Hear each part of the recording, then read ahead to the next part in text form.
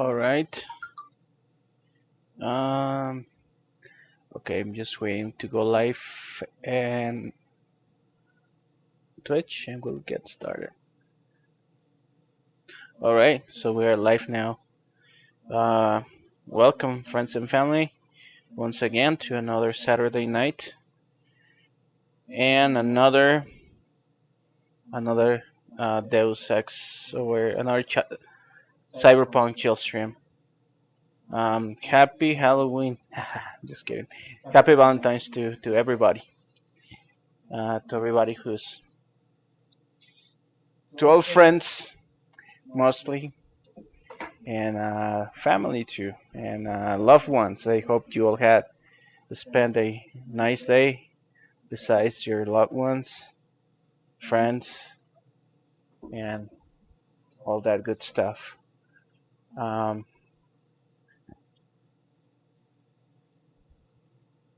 and as for me, it was alright,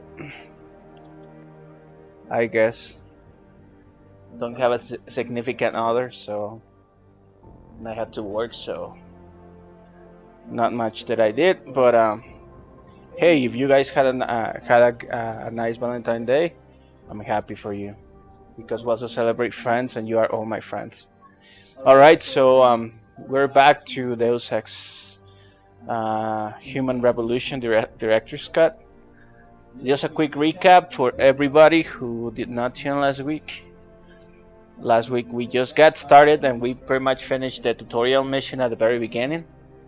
Tried to save the crew from getting killed by the poison bomb. We failed miserably after multiple save file exploits to avoid that. I failed, so now I gotta carry that shame. And we had the mission to come here. Mm, we visited the clinic to get some implants and stuff, and then we had now we got tasked the mission of hey of securing the what the hell securing the if you remember the last episode, there was a hacker who was stealing something from the Serif Industries. The Serif Industries place. Blew himself up, Overly violent? Will you be purchasing anything today? and now we're waiting for. Uh, we gotta go I think recover it's that. time. We gotta recover that See stuff. you then. So we gotta get into the police office, the police station. Um, and there are two ways to go about it. We can do the pacifist and the most sensible thing, which is just try to convince our friend Barney to let us go through and just uh, visit around and stuff. Or we could sneak in to the back door and get ourselves in a lot of trouble, which would be more fun to be honest. Because, but no, we're not cop killers, so don't like that approach myself. So that's not what I'm gonna be taking. But yeah, as I mentioned, this game is Grayson hooked me up with some real-time true. footage. Those arc lovers get in my face now, I'm ready to pop them. Grayson, where he at these days? Yo, where you been, man? You been running shit through that abandoned police True station? immersive sim. It has that type of deep level design and Maybe those purity first nuts have got the right idea. Might be the only way to get the governments off their asses and do something. yeah, and deep gameplay, emerging gameplay. So It's gonna be fun. Everything here we're going to eventually come and visit and do stuff, explore, complete side missions and stuff. There's this pretty fun, oh shit, achievement that you can get by scoring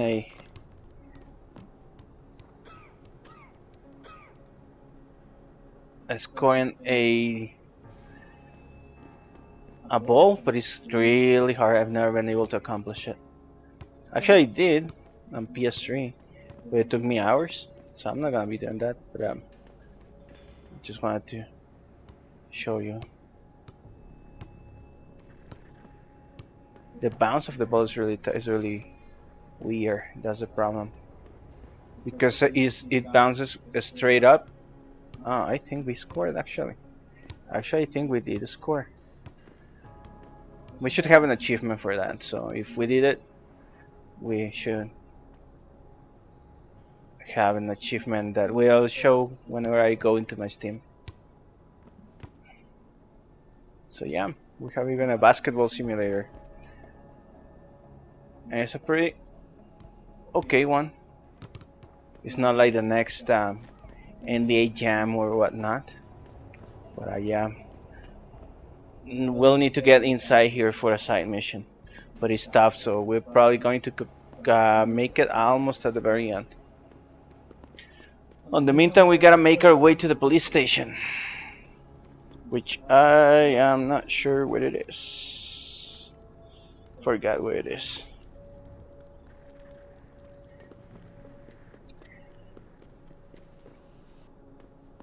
But yeah, there are some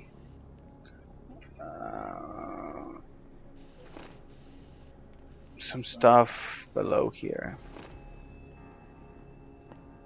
Telling you, there is a lot of emergent gameplay, a lot of things that you can just do, just because. In fact, well, no, not really. I wouldn't say it is more immersive than Deus Ex Original, because I think they're about the same. But they're on par. That's an accomplishment. I think it is more polished. I can safely say that it is more polished. Not saying that it's better, of course. So don't get upset for what I'm going to say. But it is more polished and it has more thought put up on the world building than System Shock 2. I can tell you that safely. So that's why many people consider this to be a success as a sequel to Deus Ex, the OG game. Although many people don't like a lot of the stuff, mostly with the plot, because there's a lot of people that hold Deus Ex to this incredible high standard of writing, which it kinda is, but kinda isn't. I can't believe this whole I mean, it is not like Shakespeare. It's not like like this master class of writing. I do think System Shock is better written, and it has a better plot and story than System Shock 1 and 2, than both Deus Ex. I think Bioshock has a much better plot. I'm not saying that it's bad again. Of course, I'm talking about like god levels of writing and gameplay and stuff. So I'm comparing gods here.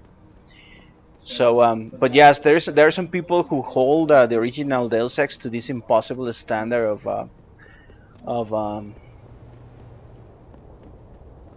of writing and stuff. So there is a lot of complaints about like the plot of this game and how it doesn't go into high politics and stuff, which is kind of silly to be honest. Because the topics it delves into, like transhumanism and all of that stuff, are pretty heavy and dense. Of course, they are pretty irrealistic because I'm pretty sure I I find this guy is probably like the coolest guy in the whole game. What's up, dude?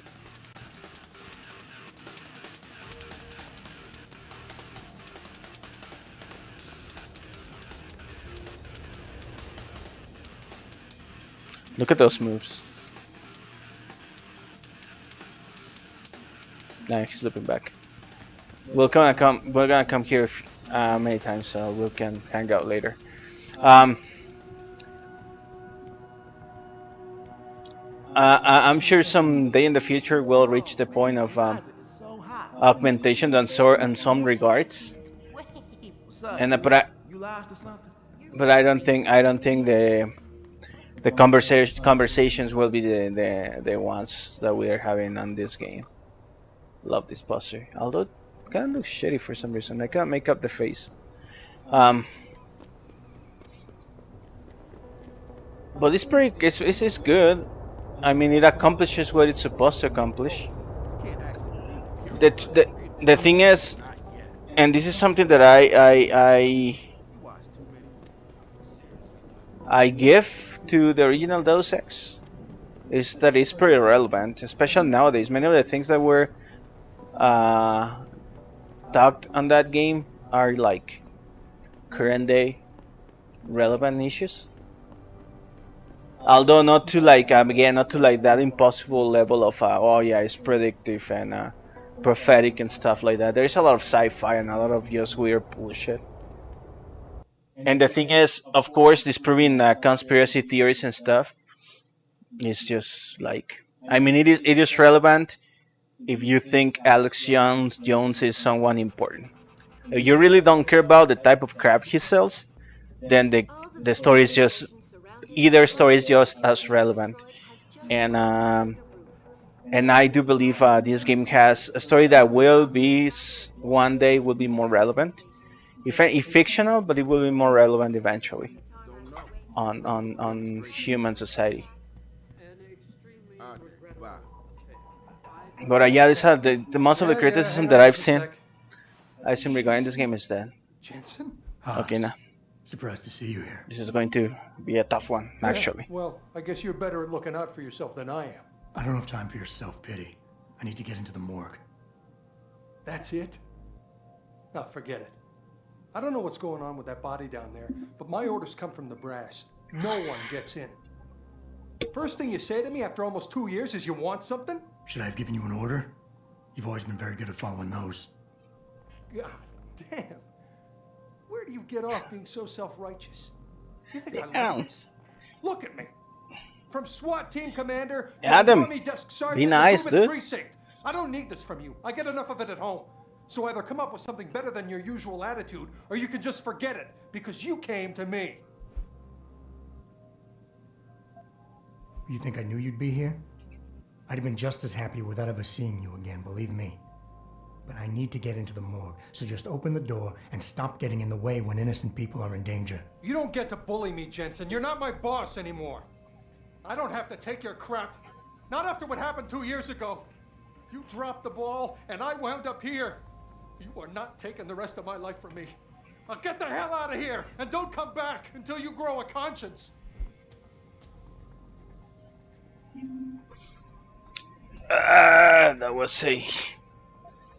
That was a bad pick.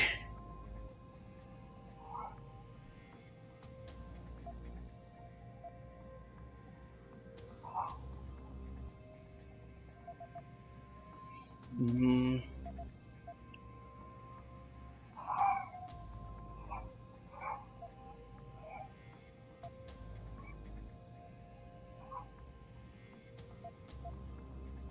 Hey, you're right, it's not my risk to take. So I'm not gonna force you to do anything and I won't hold it against you. And what happened 2 years ago, I know it's killing you. We should talk about it sometime.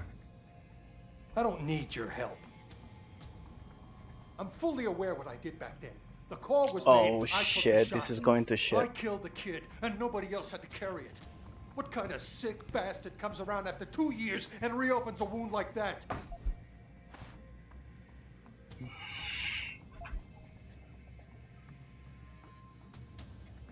Come on, Wayne. Mexican Town was a complete bohica for both of us. I quit the force because of it, and for a while I blamed you. But even when I was most pissed, I knew I could always count on you because you're a decent guy, Wayne. One of the best. One of the best, huh? One of the best? You manipulative, self-serving jackass. You think I'm gonna fall for that? Get the hell out of the station, Jensen, because I am never gonna let you into that morgue! Ah, Hey, boss. How badly do you want that neural hub? If you're that's considering multiple homicides to get it, I suggest you back off and look for a less, conspicuous way in. From outside the building. that's that's bad. That was awful. That was awful. Okay, so the peaceful way is not gonna cut it. Jensen, I have a message for you from one of your former colleagues, a detective Alexander. Jenny?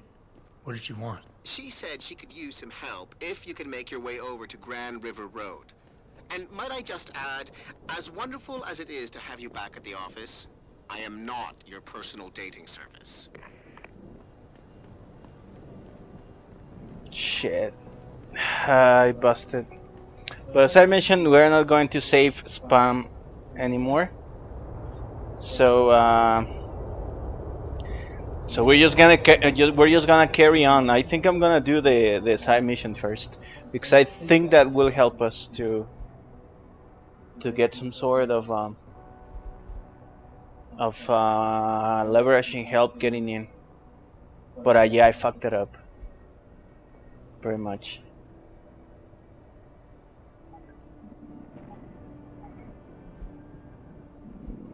Let's see.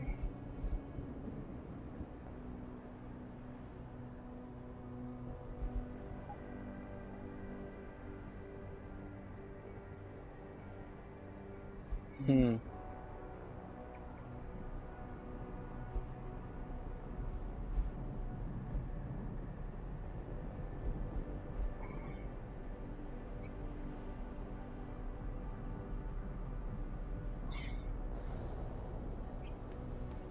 Ah, man. I did mess it up real bad. Beat it, loser. Where is she? I remember Maybe those Purity First nuts have got the right idea. Might be the only way to get the governments off their asses and do something. What the fuck you looking at? Do I know you? Cause I know it ain't my problem. yeah. Good night, you too. That's a pretty Civilians. late come on, hun. Especially since I just know this humidity is ruining my hair. She's got a nice get up.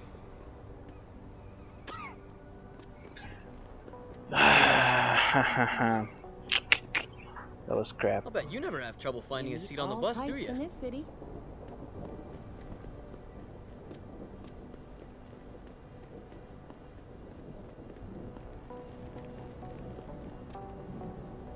whatever happens, my man, don't let them scare you. Don't let them beat you down.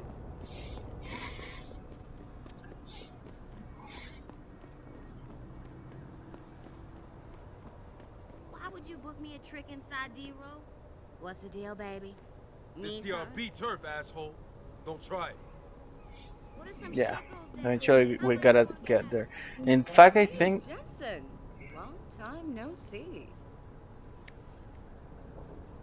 Jensen. My God, it's been a while. Remember me? We used to work the old 17th precinct back in the day. Man, I wish I could go with the good old you haven't changed at all bit, but that'd be complete and utter bullshit, right? Yeah, I guess that's one way to put it. You look a little different too, Xander. What's your new gig? Deep cover. I'm keeping tabs on the derelict row ballers for now. I've got a hunch something big's coming. Why do I get the sudden feeling you're about to include me into that something big? Because you're clever. That and the fact that, well, it's pretty obvious.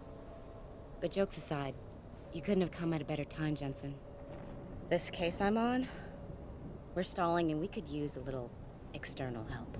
Go ahead. I'm with IA now, and we're working a sting on a dirty cop named Jack O'Malley. Elusive motherfucker. I mean, Men in Black elusive. We know he's involved in drugs, weapon dealing, tied into the gangs. But he's clever, and we just can't seem to pin anything on him. I swear he's got friends in high places. Okay, And where do I fit in all this? You're an outsider. You can go places we legally can't. I need someone to do a couple of things. Break into his apartment, sneak into DRB territory, and finally, go undercover posing as a hitman. This guy is nothing minor, Jensen. He's the real deal. Major player, major consequences. We have to get him before shit hits the fan. You in?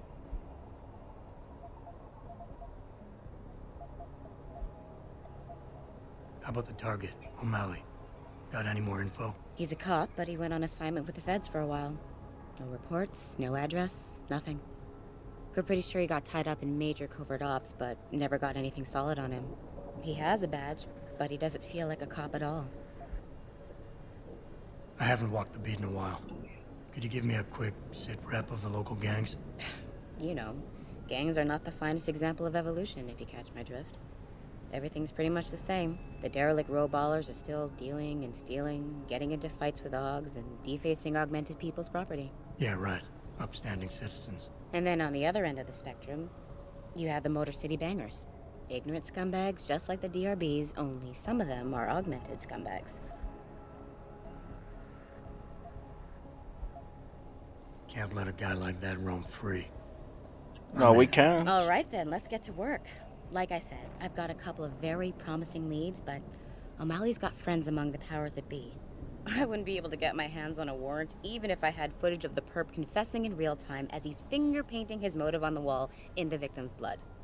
So I guess we're gonna have to break a few rules. Suits me. Rules would only slow me down. Very dirty Harry of you, Jensen. But we still have to be careful how we handle this. We've worked hard to talk to son of a bitch. I don't want him to walk on a technicality. You're teasing me about So what am I breaking the rules, 7 rules, and now you put me weapons, that basically block on anything me. you think can be used to build a stronger case against him. The more you get, the better. Okay. What's this about getting into DRB territory? Yeah, I need you to get in there and track down a shipment of weapons for me. We managed to gain access to solid information that will tie it to O'Malley, but I need proof it's really there. They've probably stashed it around somewhere. A cop dealing weapons to a criminal anti-aug gang? Not a pretty picture. Got that right. I guess we both agree. Nothing good can come out of this, huh? I don't know where exactly the DRB's cache is, but I know there's a bonus for you if you manage to sneak in and out without being spotted. Well, if the boss is letting me into the station to go on the morgue. What about the undercover assignment? Posing as a hitman. O'Malley's crafty, and even a bit paranoid. He's always using proxies, scapegoats, and red herrings to get us off his ass. But after months of schmoozing, we finally got through to one of his guys. Turned him into a mole. He provides us with information, stuff like that. And he's gonna be my way in? Exactly. Yesterday, another one of O'Malley's guys whacked someone, a drug dealer. There's a witness, but we don't have any details. O'Malley does, and he wants someone to take care of the mess. The usual guy just got busted for possession, so the contact will send you in to pose as his replacement. O'Malley will be waiting for you in an alley next to the police station. And you want me to milk him to get the info on the witness? You haven't lost your touch, Jensen. We think O'Malley will ask you to retrieve the murder weapon, use it to kill the witness, and then plant it on a scapegoat he can arrest later. What you need to do is get that weapon and bring it to me. And what about the witness? We're almost positive he's a member of the MCBs. Once you know the location, you'll need to get there, take care of any opposition, and prep him for retrieval. Prep him? Well, you know, he's a gangbanger, Jensen. He's not going to turn in peacefully, but we need him alive. So I guess you're going to have to play this one macho and knock him out. One of our guys will then just happen to stumble upon him. You know, serendipity. Okay, let's do this. You can contact me on my info link if anything comes up. Excellent. Oh, and Jensen, one last thing. To protect my cover, it'd be better if you only contact me again once you've taken care of everything. That's not gonna get me into the police office though the easy way. And the thing is this. It's not that I'm coward, but trust me, getting into the back door is messy, is bad, and it's going to affect the work. It is difficult. And yeah, I'm kind of coward in a way from doing it that way. At least with the ox that I have right now. So I'm gonna do a couple. I will need to do side missions first because I need this. I need the. I will need the help that I can get. I'm missing something though. Alright. Let's inactivate this first.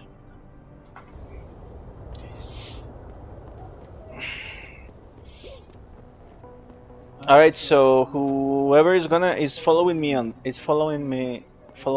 on Facebook. So I read about it yesterday that I posted, and it's unrelated. I mean, it's related by the fact that I'm talking to Square Enix things. Um,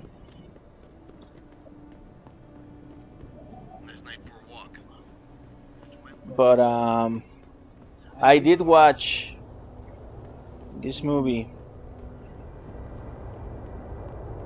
this Dragon Quest movie that came out in Japan in August last year. It was just posted uploaded to Netflix on Thursday. It's called Dragon Quest Your Story, and it was a beautiful movie. Beautiful movie. I loved it. And I know there's a lot of people who is kind of like pissed about it for some reason. I know about the Japan drama, but I've seen like a few reviews from the West, especially Spanish-speaking people. I don't know why they are so freaking apprehensive towards it. But I don't have time to chat. Okay, I need to see my map. It's easy to get. It's kind of easy to get lost here. So, Big Road.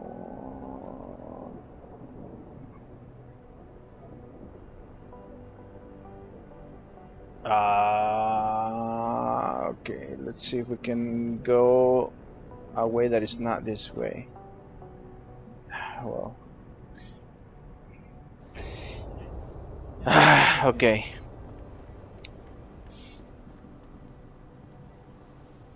I love the movie, man. People who are upset about it, well, at least and on Japan it was because I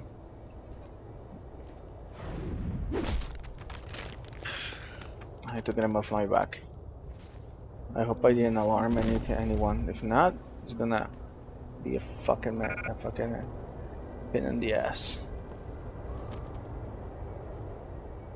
Let's say that you just slept on the work.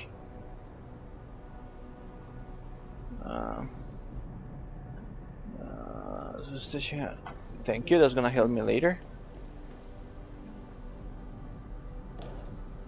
I won't be able to do anything anyways, because I'm not strong enough. And I cannot jump high enough. Let's see. No, I won't be able to make that jump.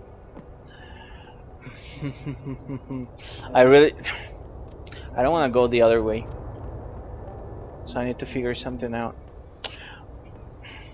Yeah, so okay, about the Japan public, something that I read. I read that the movie did very poorly in Japan, which is odd because Japan is madly in love with Dragon Quest. They are like the level of love and care they have to Dragon Quest is completely is in a complete another level. It's probably like for them it's like, I don't know, like their Mickey Mouse could be. I don't know, but it's like that, like Japan loves Dragon Quest very much. It is one of their most beloved pieces of media and entertainment. And I'm not only talking about video games. I'm talking about like everything, manga, animation and stuff. They really loved. They loved Dragon Quest very much. So they're very apprehensive about it. So I kind of understand some of their complaints.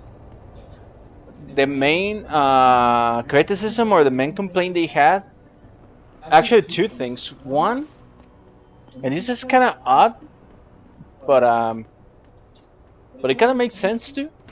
Is they went with for the voice cast, they went for like movie people, movie and television actors instead of seiyus or voice actors. And some people did not like that. Some people got really upset about that. And this on Boneworks would have been a freaking pain on the ass, but at the same time really badass and cool. This feels like a puzzle for Boneworks. But there you go. No, that's what I'm talking about. All right, so yeah, it makes sense because and this probably makes more sense for people who like manga and anime. I mean anime. Um, Yes. May I help you? Actually, I've been told by a mutual acquaintance that it might be the other way Japanese around. voice acting is really good. It's very good. It's very good. I'm a professional. I know how things work. So if we can just skip Cloak and Dagger 101. Well, you certainly look the part. Now let's see how well you can play it. So what is it you need? Straight to business, a rare quality these days. Tell me, are you familiar with local gangs? More than enough to get by. Perfect. Now I warn you, this is not the cleanest of work, but your efforts will be well compensated. An associate of mine will leave a package for you in an alley on Grand River Road. You will retrieve this package and then use it to deal with a problem of mine. Permanently. Who's the target? Someone who won't be missed, I assure you. A ganger that goes by the name Double T. Hangs around in an apartment near Earl's Court. It's not likely that he'll be alone, just as it's not likely the people keeping him company will be of the pleasant sort. You can't miss him.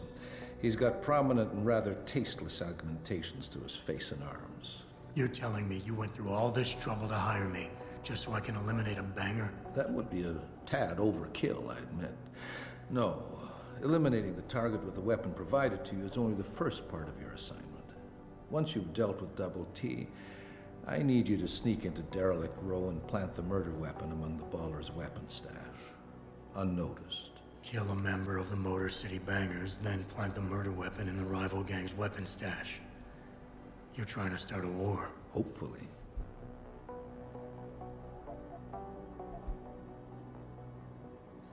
I don't understand what you're getting out of this. It sounds to me like you're just the middleman for someone else. You think too much, my friend.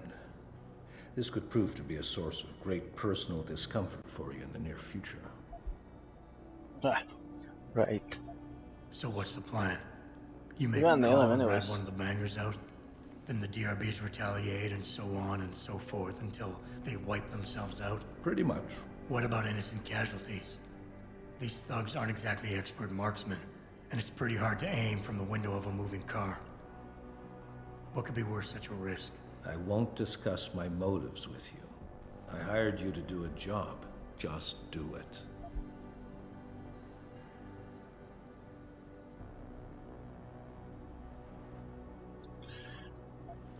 You don't sound like a cop. You, on the other hand, are starting to sound exactly like one. I strongly suggest you simply get on with the program.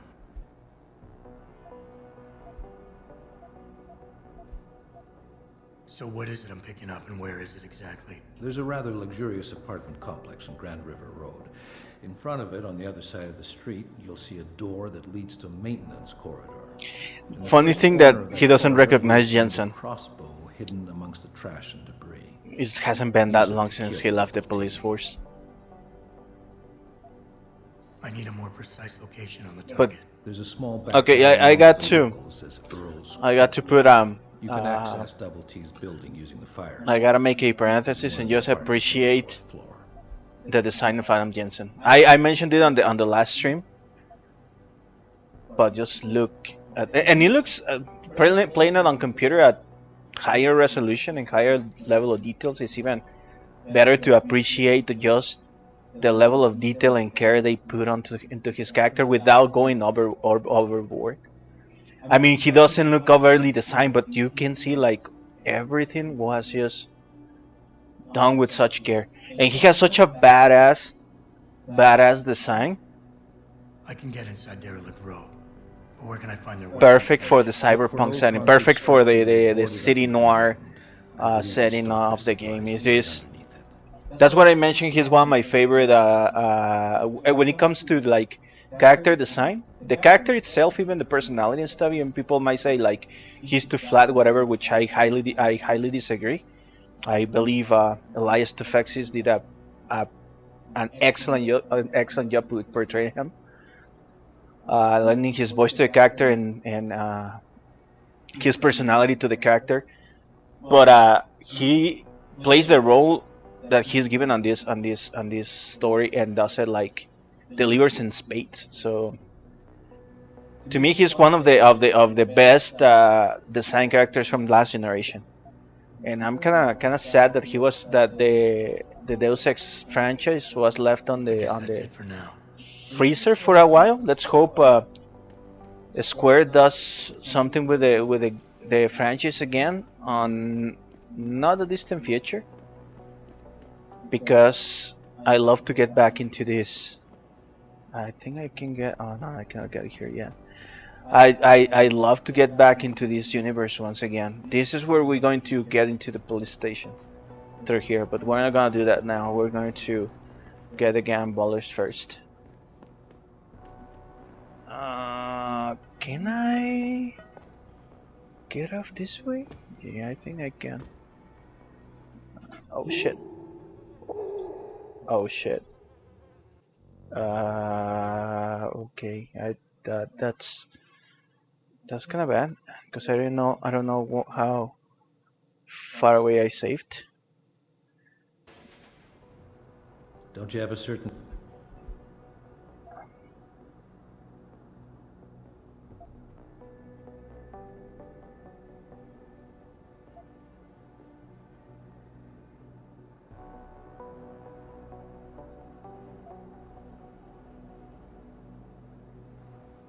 No amount of passive-aggressive threats and men in black bullshit can stand against a retractable blade to the gut.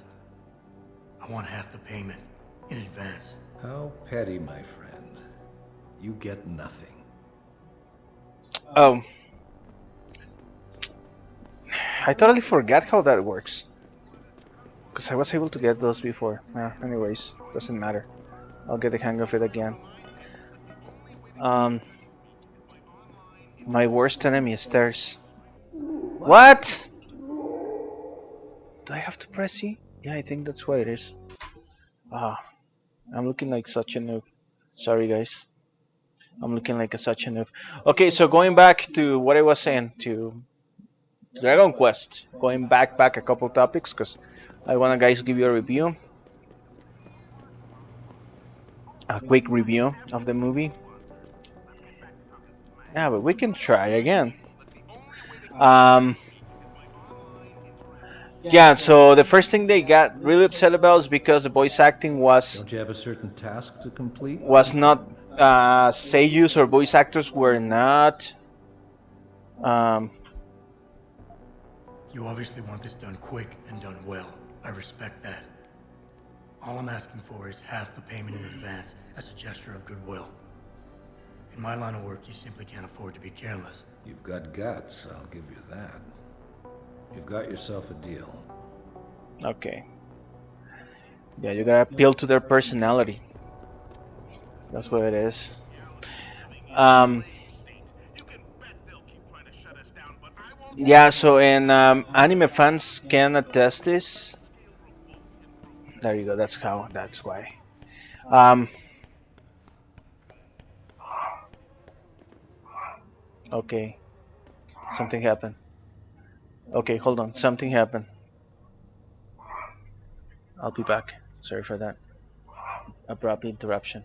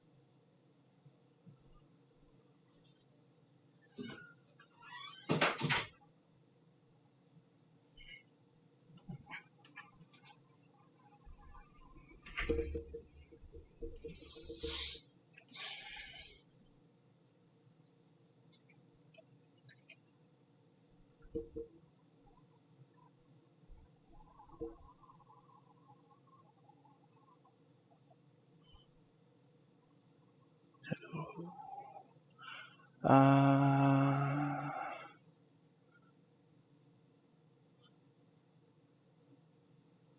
okay. I'm sorry, everybody. I'm back. There was like I heard like I don't know if the mic picked it up, but I heard like uh, like something. It wasn't like an explosion or anything like that, but it was like when cars collide, and then my whole the whole house rattled.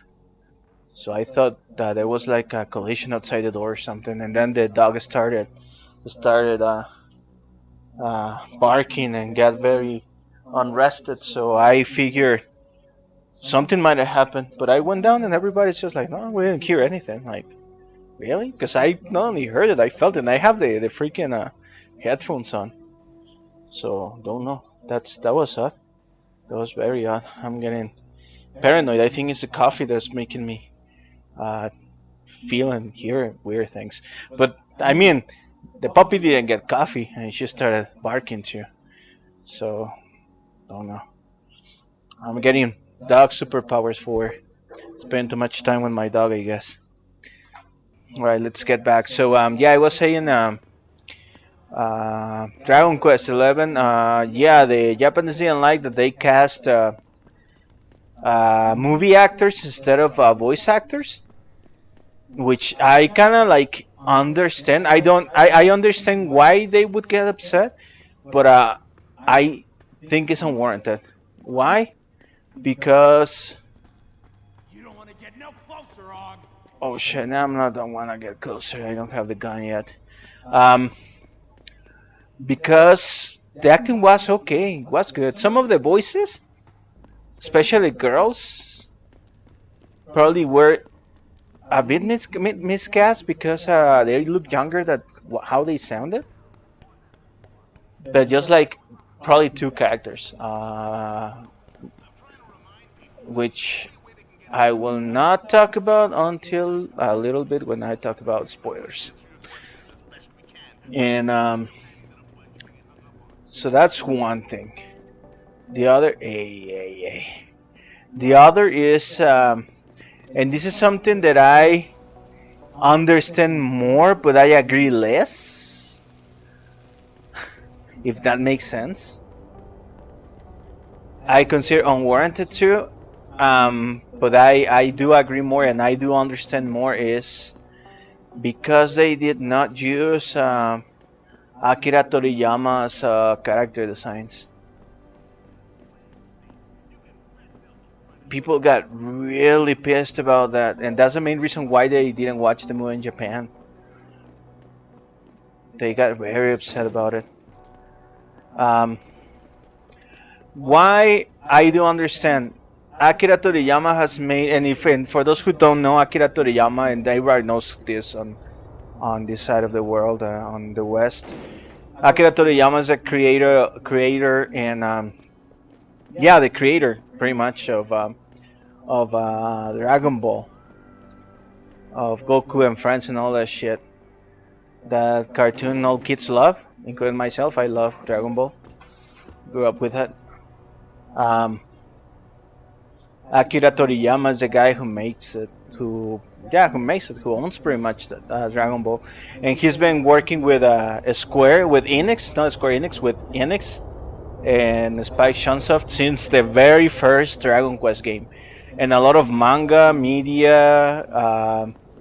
He designs all the characters for all the games and all the piece of media, and he works closely with the teams that make the mangas and animations and stuff. So that's why like a lot of people kind of like get the impression they get like, hey, this is like Akira Toriyama, or why this looks so much like Dragon Ball is because he's the main guy that gives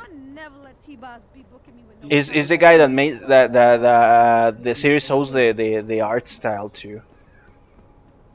I think it's here. Is it? Yeah, it is here, but not this side. It's the other side. Actually, yeah, I think I can sneak on that way, but we're gonna go this way instead. Um,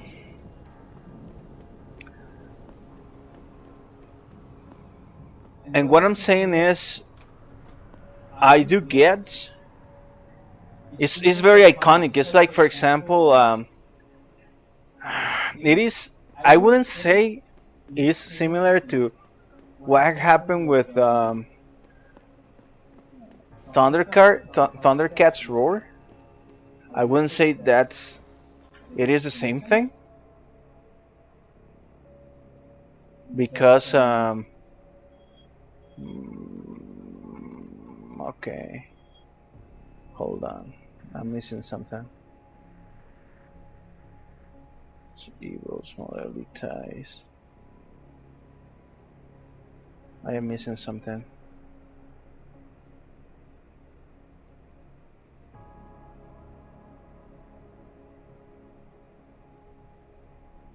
Yeah, it is here. I'm good. They think there are bad guys over there. Well, it does concern me very much, buddy.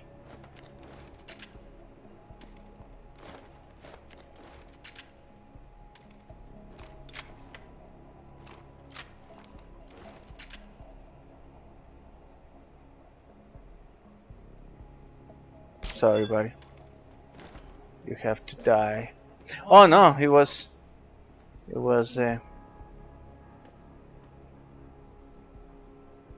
gonna die though. Sorry, my friend. Don't blame me. Blame society. It is not as bad as as the Thundercats Roar fiasco, but it's very similar. That's why I say I understand it. Why I don't agree? Because the art style they use on the character designs and art style they use on the movie they made kicks ass. It's really good. It's really good, and it pays respect to the source material. So that's why I don't agree much to them.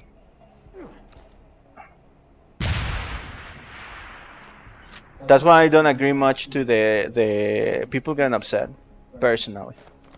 But I do understand 100% why they would get pissed, because I got upset too when they revealed the Thundercats Roar art style and what they did. But it's not as bad. I promise you, it's not as bad. They use a little bit more realistic approach. It is all CGI, of course. It's CGI of the good quality, of the good quality. We're talking about like Pixar levels here.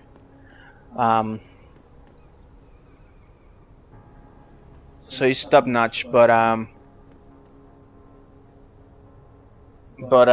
don't agree with.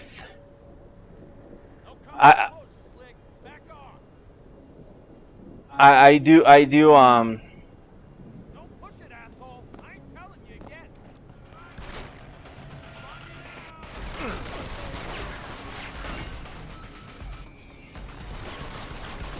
Okay.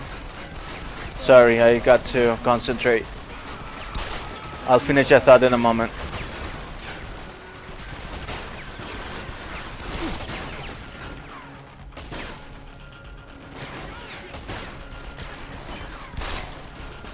That's how you do it.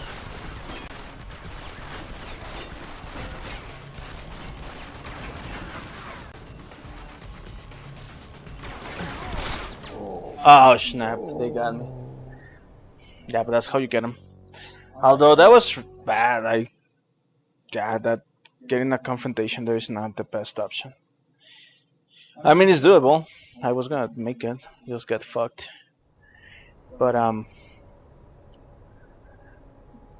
yeah, I don't understand it because I mean, I don't understand because I did not go with a very shitty, like very shitty uh, art style. They did just didn't go with Toriyama's style. Although I do I don't know how Toriyama feels about it, but I don't think he's much upset about. He probably even declined doing it, which is a big possibility that he himself didn't want to get involved with the project, so.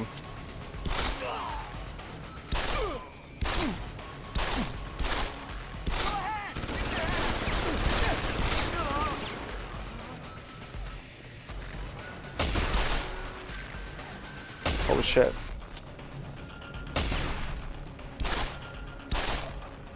Yeah, I'm exploiting the AI, sorry.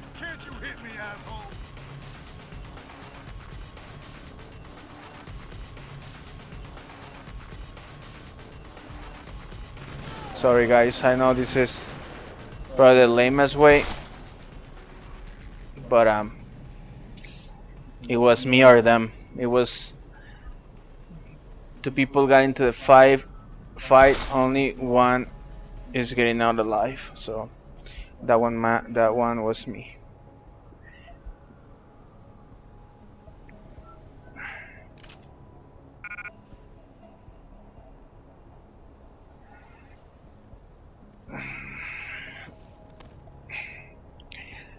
But and yeah, and the thing about the ending, and yeah, here the criticism was more, or at least the criticism that I've seen here has to do more about the ending, which I'm gonna go about in a moment. I'm gonna tell you why once I start spoiling things or going to spoilers. Um, but I honestly don't care about that criticism. It was, to me, the ending was perfect. In fact, that was like the best thing they could have done. Um, and that makes me realize many people do not really care about games. And you'll understand why in a second. And well, so before I go into spoilers, it gets my recommendation. It gets my especially if anyone is into video games or has grown up playing video games. Final Fantasy, Dragon Quest, RPGs, especially if you are a Dragon Quest fan, it's a must. It is a must. I'm telling you, like there are some things that are going to move you to tears, and it's going to get you very emotionally. It's gonna get you emotionally invested. So I highly recommend it to Dragon Quest fans. And my Dragon Quest friends, or people that I know that like Dragon Quest, they all said the same. So um, my gamer friends also, they also. Mm. Okay, they've also said the same. So yeah, you get my highest recommendation for that movie, and it's on Netflix. So there is no reason why you should skip it. It's not like you gotta pay a like crazy amount of money or anything like that. The music is just and it's not only spot on, it's one of the most important parts of the movie for in my regards. They use the no like remixes or arranged versions. They use like the uh, the legit orchestrated versions of the tunes of the classic tunes of Dragon Quest. So and all the songs are there. All the songs from the Birds here, My Road, My Journey, the battle theme, um, all the classic Dragon Quest tunes are there. All of them. The adventure theme, the exploration theme, all of them are there. So, and I'm supposed to actually go quietly. But I'm telling you guys, I was gonna go action packed.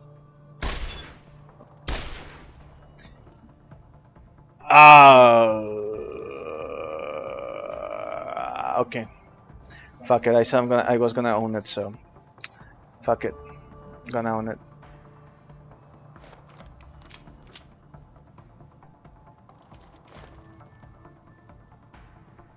I'm running out of ammo though.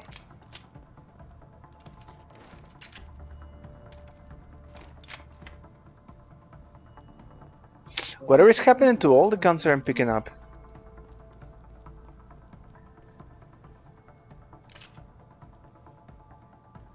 They're only giving me like 1 bullet? Really? And 2 bullets? Really? 1 bullet? The fuck? Because it's gonna get heavy here.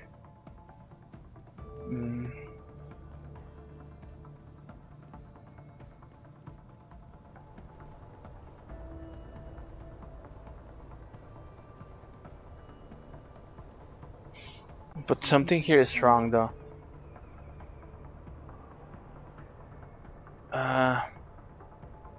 Something here is wrong because I should have picked up the weapon already. Or at least that's what I remember.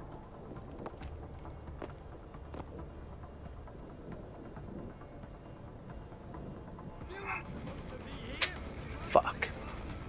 The fuck? Who saw me though?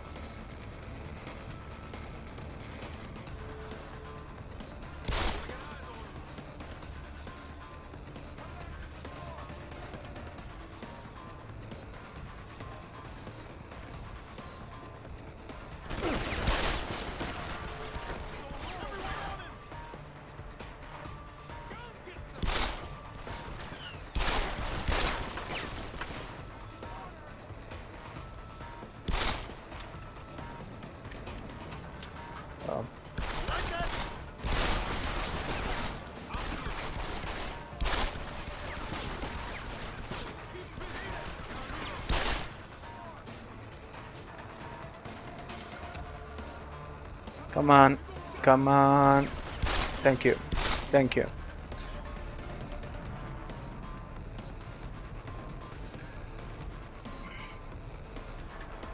There are more of them.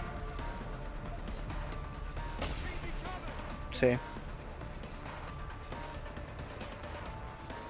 Where? I don't know.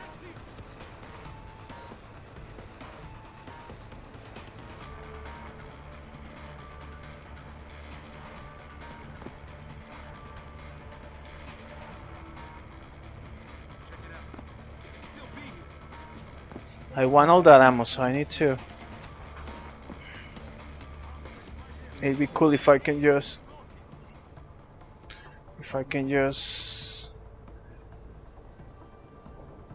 Move freely.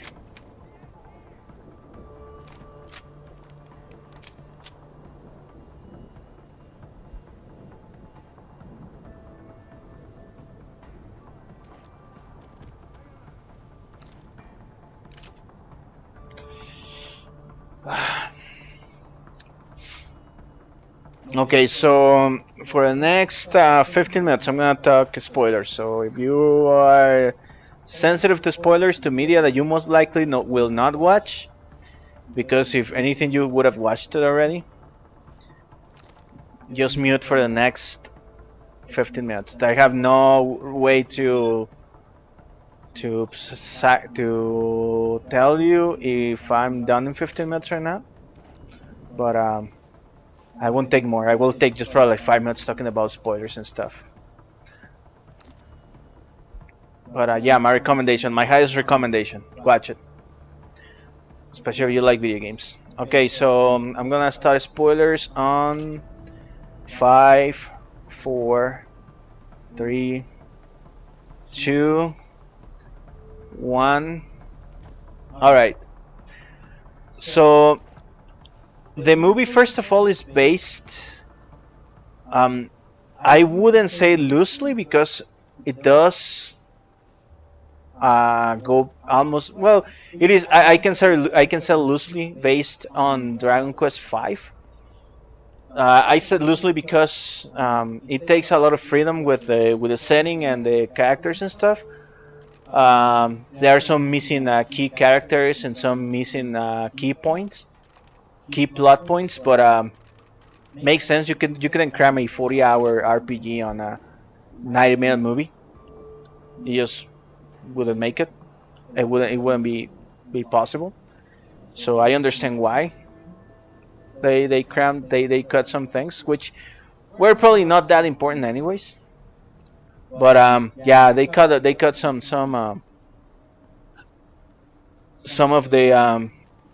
of especially characters. Those are probably the ones that are more noticeable. Um, One of the characters they cut is the twin girl. One of the hero's kid. The girl is cut off the game, the movie. But besides that, everything is bit by bit Dragon Quest V. To many, including myself, the best one on the series. Um, so anyone familiar with the plot? What happens is that it's the second game on the Zenithian trilogy, and it's a coming of age story. You play through like around 30 years of the life of the main hero. They named Luca here, which I think is the name of the. This is what I wanted to get. I had to get rid of something though. This. Did I put anything? I hope I didn't. Because I wanted that space anyways. What? Really? Gosh. Capacity upgrade. We're gonna give it to. It's going to be our main weapon anyways. So what should we do? No, my Typhoon ammo.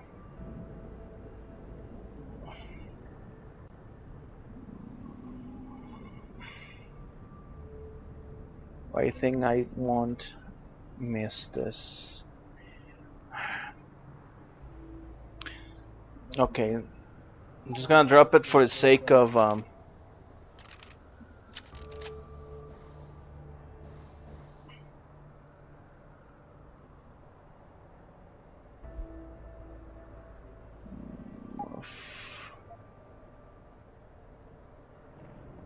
actually I can fit everything. I think I can fit everything.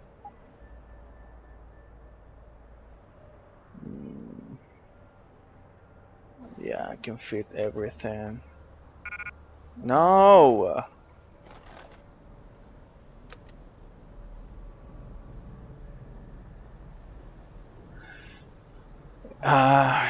Okay.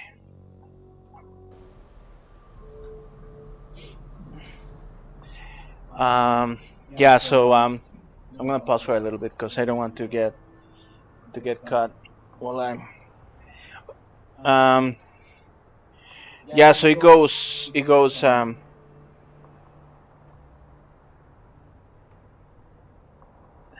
the story of Dragon Quest V, which is 30 years on the life of the main hero. They name it Luca here. Um, so he starts. He is the prince of one of the kingdoms that was overruled by demons. His mom was kept captive by this demon who's trying to resurrect the evil lord, which is something very common on Dragon Quest games. Just like this big bad guy being the servant of this bigger baddest guy. So yeah, this guy is like trying to resurrect the big demon lord, or trying to bring him back from like this other dimension and whatnot. And the mom of the main character is the key to that, because she can cast like a spell to unseal the other dimension, whatever. So yeah, he captured the queen, and then the king ran away with the kid, which is the main hero. And the king is looking for the Zenithian hero, the heavenly hero. That's how they call him here. The heavenly hero who will be able to wield the Zenithian sword, which is like the sword of light on the first trilogy of Dragon Quest and Dragon Quest 11. The sword of light and beat, or the Zenithian sword, and beat the this bad guy and bring happiness back to the land and whatnot. And before I continue, just one thing, and this is something that happens on every Dragon Quest game, not only in this movie. I don't know why some people get really get very taken aback by this, but they are very dark. These games go into really dark territories, like people dying, genocide. They go to into really dark places. They have happy music. They have some cute characters and cute character designs and stuff that just because it's the way it's made. But it goes to some really dark places. So this movie also goes into some really fucked up places. So at the very beginning, we see the prince of this kingdom, a friend kingdom to the Zenith kingdom, gets kidnapped by the big bad guy, and then the dad of the main character goes to rescue him. For some reason, he takes his son, anyways, because he's a really badass character. He's a hero of his own regard, and he thinks he believes the main character is the Zenithian hero, and he will be able to wield the sword and whatnot. So he goes to rescue the prince of his friend's kingdom, and he gets killed. Both the prince and the main hero get captured. They spend 10 years on slavery. They they escape. The sequence is funny, but again, it's a really dark shit. Uh, some really dark shit. Actually, kind of reminded me of Bloodborne and Dark Souls on a way. But they escape, and the sequence itself is funny. It doesn't look that scary or whatnot, but it is fucked up. Um, Meet with the leader of the resistance, who's trying to fight off the big bad guy, and entrust these two guys into their hero journey. So the hero journey begins, and the prince gets back to the kingdom. He promises to come help Luca whenever he needs and whatnot, and then Luca goes into the search for the heavenly hero and the Zenithian sword to overrule to defeat darkness and rescue his mom, because the very last words of his dad that was that his mother was alive, and then the prince kind of confirmed that, and he knew that they knew that the mom was alive and whatnot. So he goes into his adventures. One of the many adventures that happen, there's a really cool montage when you see him, because he's really not confident. He's not very confident about his abilities, because he's not his dad. That's what he says. And you see him like training and going through quests and stuff and grinding, like RPG grinding kind of stuff. And it's a sequence montage with the overture, and that's very good. I love that sequence. Um, and this is like 20 minutes probably into the movie. So by then I thought they were not going to do not like opening credits, and which makes sense and is important actually for the big twist of the movie. I didn't know they didn't put like an opening sequence, and they didn't use aperture, so I kind of I got a little upset because I love that song very much. It's very iconic for me. But then they use this montage, this sequence when you see a character going through the whole gameplay, like grinding and gaining levels and gaining abilities and becoming more badass and stuff and completing quests and stuff. And they do the whole opportunity right there, and it's badass. It was really moving. Um, so in one of his biggest adventures, he goes into this town.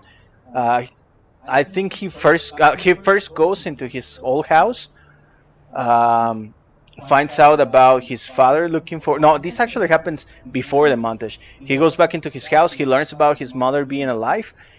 His father looking for the hero of light, or the heavenly hero, not hero of light, the heavenly hero, and believing that he was a heavenly hero. So he goes into his quest and whatnot. Um, then he goes into this city where this guy has the Zenithian sword in his collection, but the city is being overruled by this big monster called Bjorn, uh, uh, a big beast, and then the guy who has the Zenithian sword, he puts a bounty on the beast and has like says like um, whoever defeats the monster is going to be his heir and gonna marry his daughter and whatnot, and and this is something that will put people off that have not played the game and do not understand how big an RPG is and like all the context of a video game. But you meet like the two main heroines of the story. One is called Nera or Fiora, Flora in English, Nera in Japanese. Um, no, the other way around. She's called Nera in English and Flora in Japanese, and Bianca, who are like the love interest of the main characters. And this is actually important because on the game on Dragon Quest V, you actually pick one of these girls to marry and give birth to your kids, which are very important on the story. So that happens during this quest.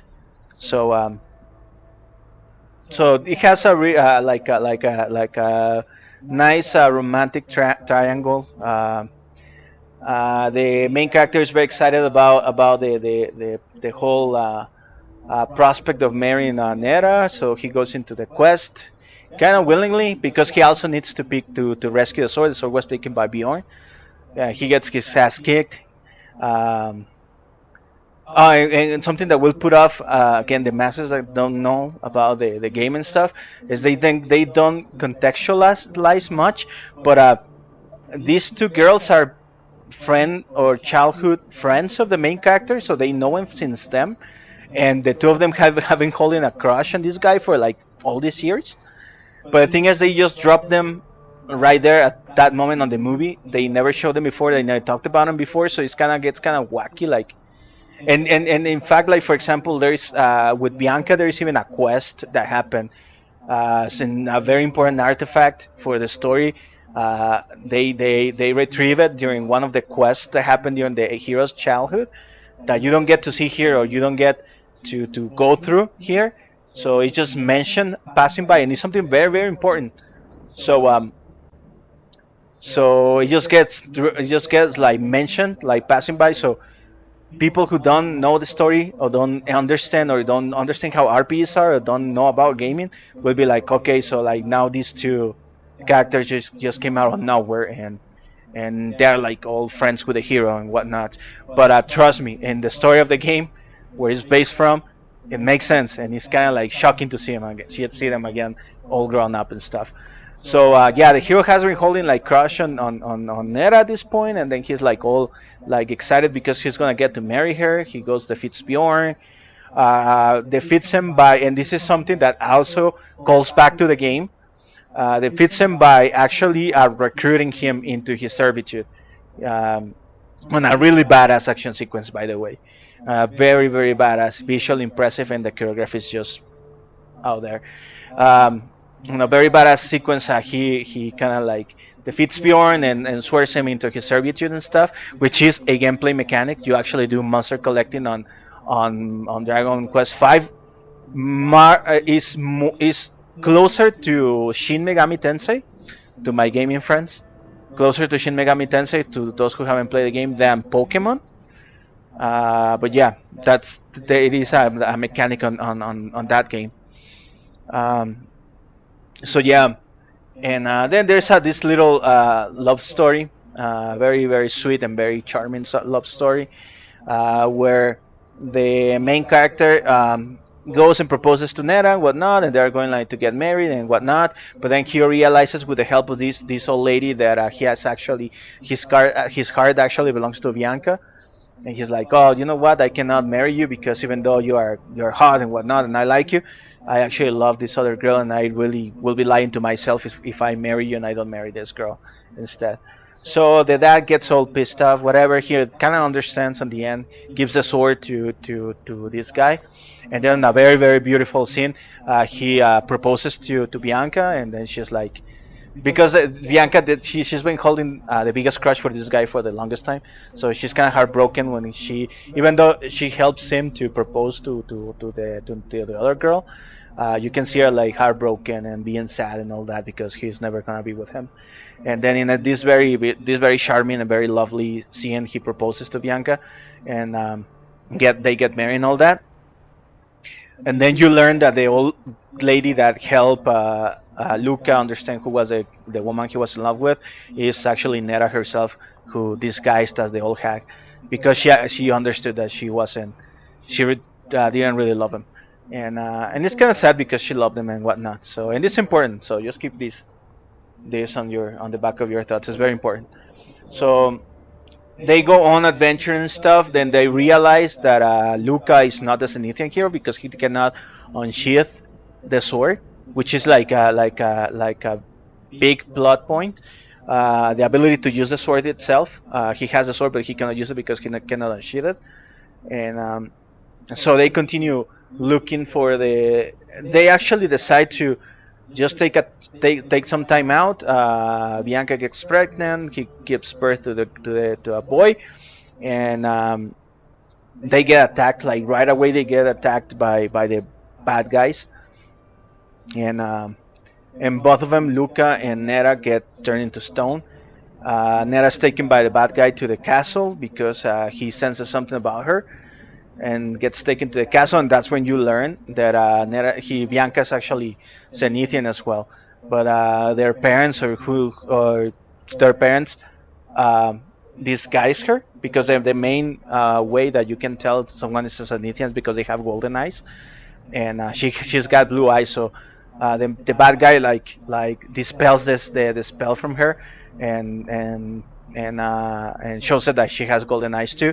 So like they realize at this point that the real Zenithian hero is the baby that they just had, the Lucas son, um, and that's what actually they were after them. In fact, so Luca gets turned into stone, um, and then Bianca is the bad guy wants to force Bianca into breaking the seal to bring his master back and whatnot. She refuses. She gets turned into stone too, and then we have a time skip. We see like this little guy just kicking ass around and stuff.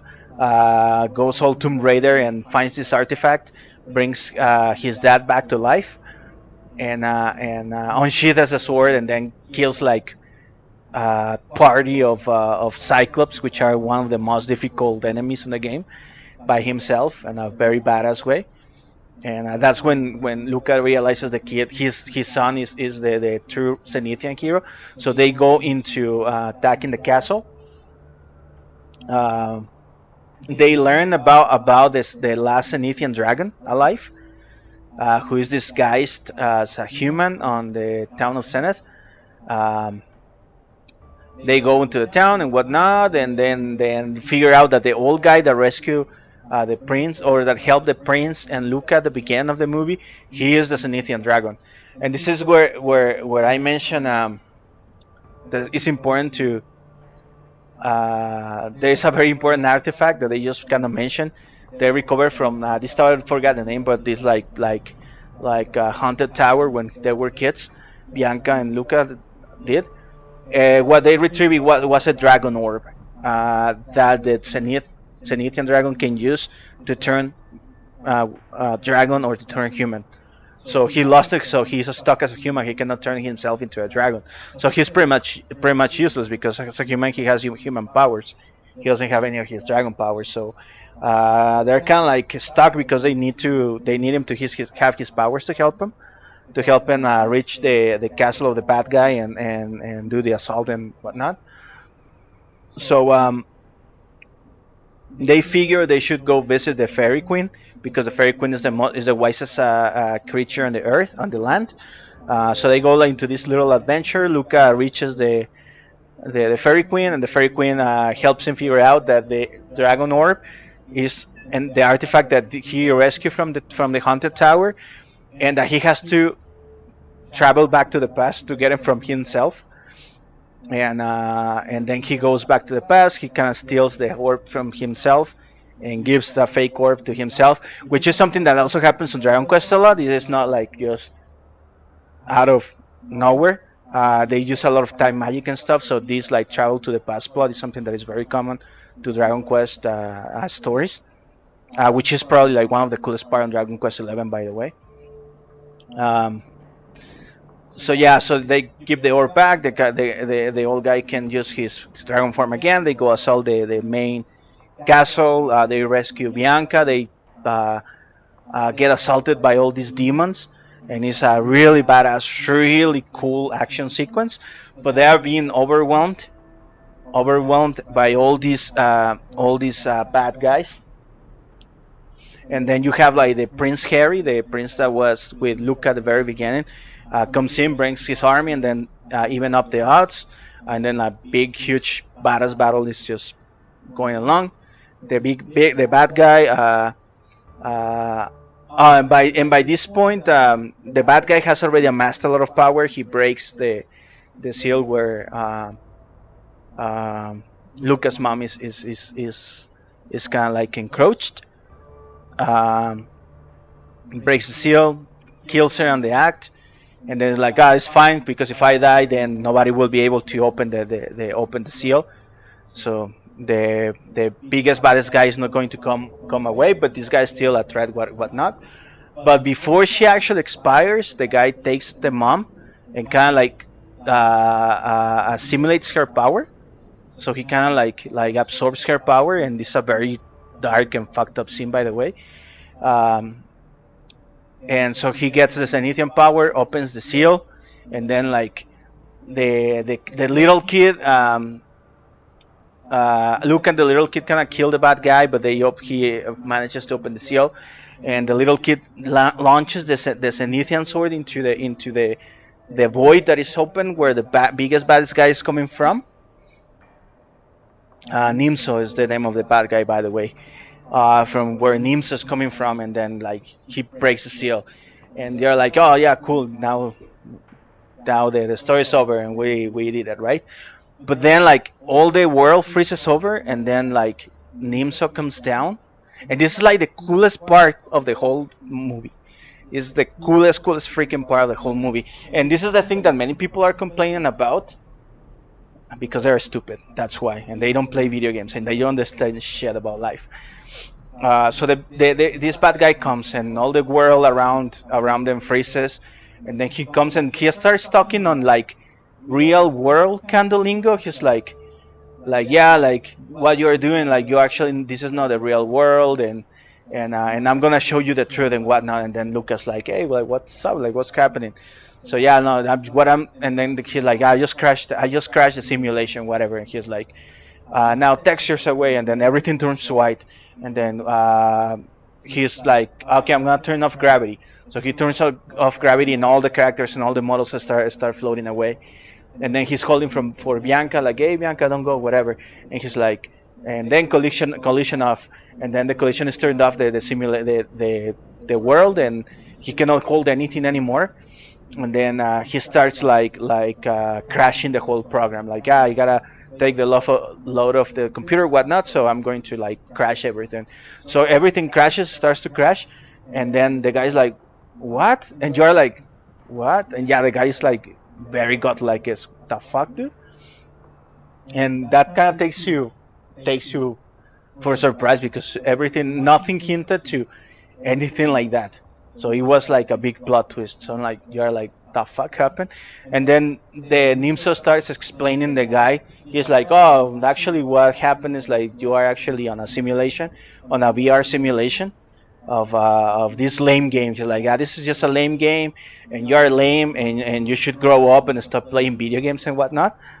And this is just a virus that some guy just wrote and put into the game to like messes people experience because we fucking hate you and you should grow up and you should give up on gaming and whatnot, and you're just like a threat to society and whatnot. And he really trashes the guy, Luke, and then he's like, I'm going to crash the whole simulation. You're gonna get back to reality. So for a second, like he does, and then it takes you back to the all the way even before the beginning of the movie, and you realize that it is indeed a virtual reality machine. Like it is called the Dragon Quest experience, and it has like this big bubble. And then this guy is like, "Oh, cool! Like, finally I get to experience this. I've been looking forward playing this because I love Dragon Quest. It's my favorite game ever, and that's a game that I grew up with."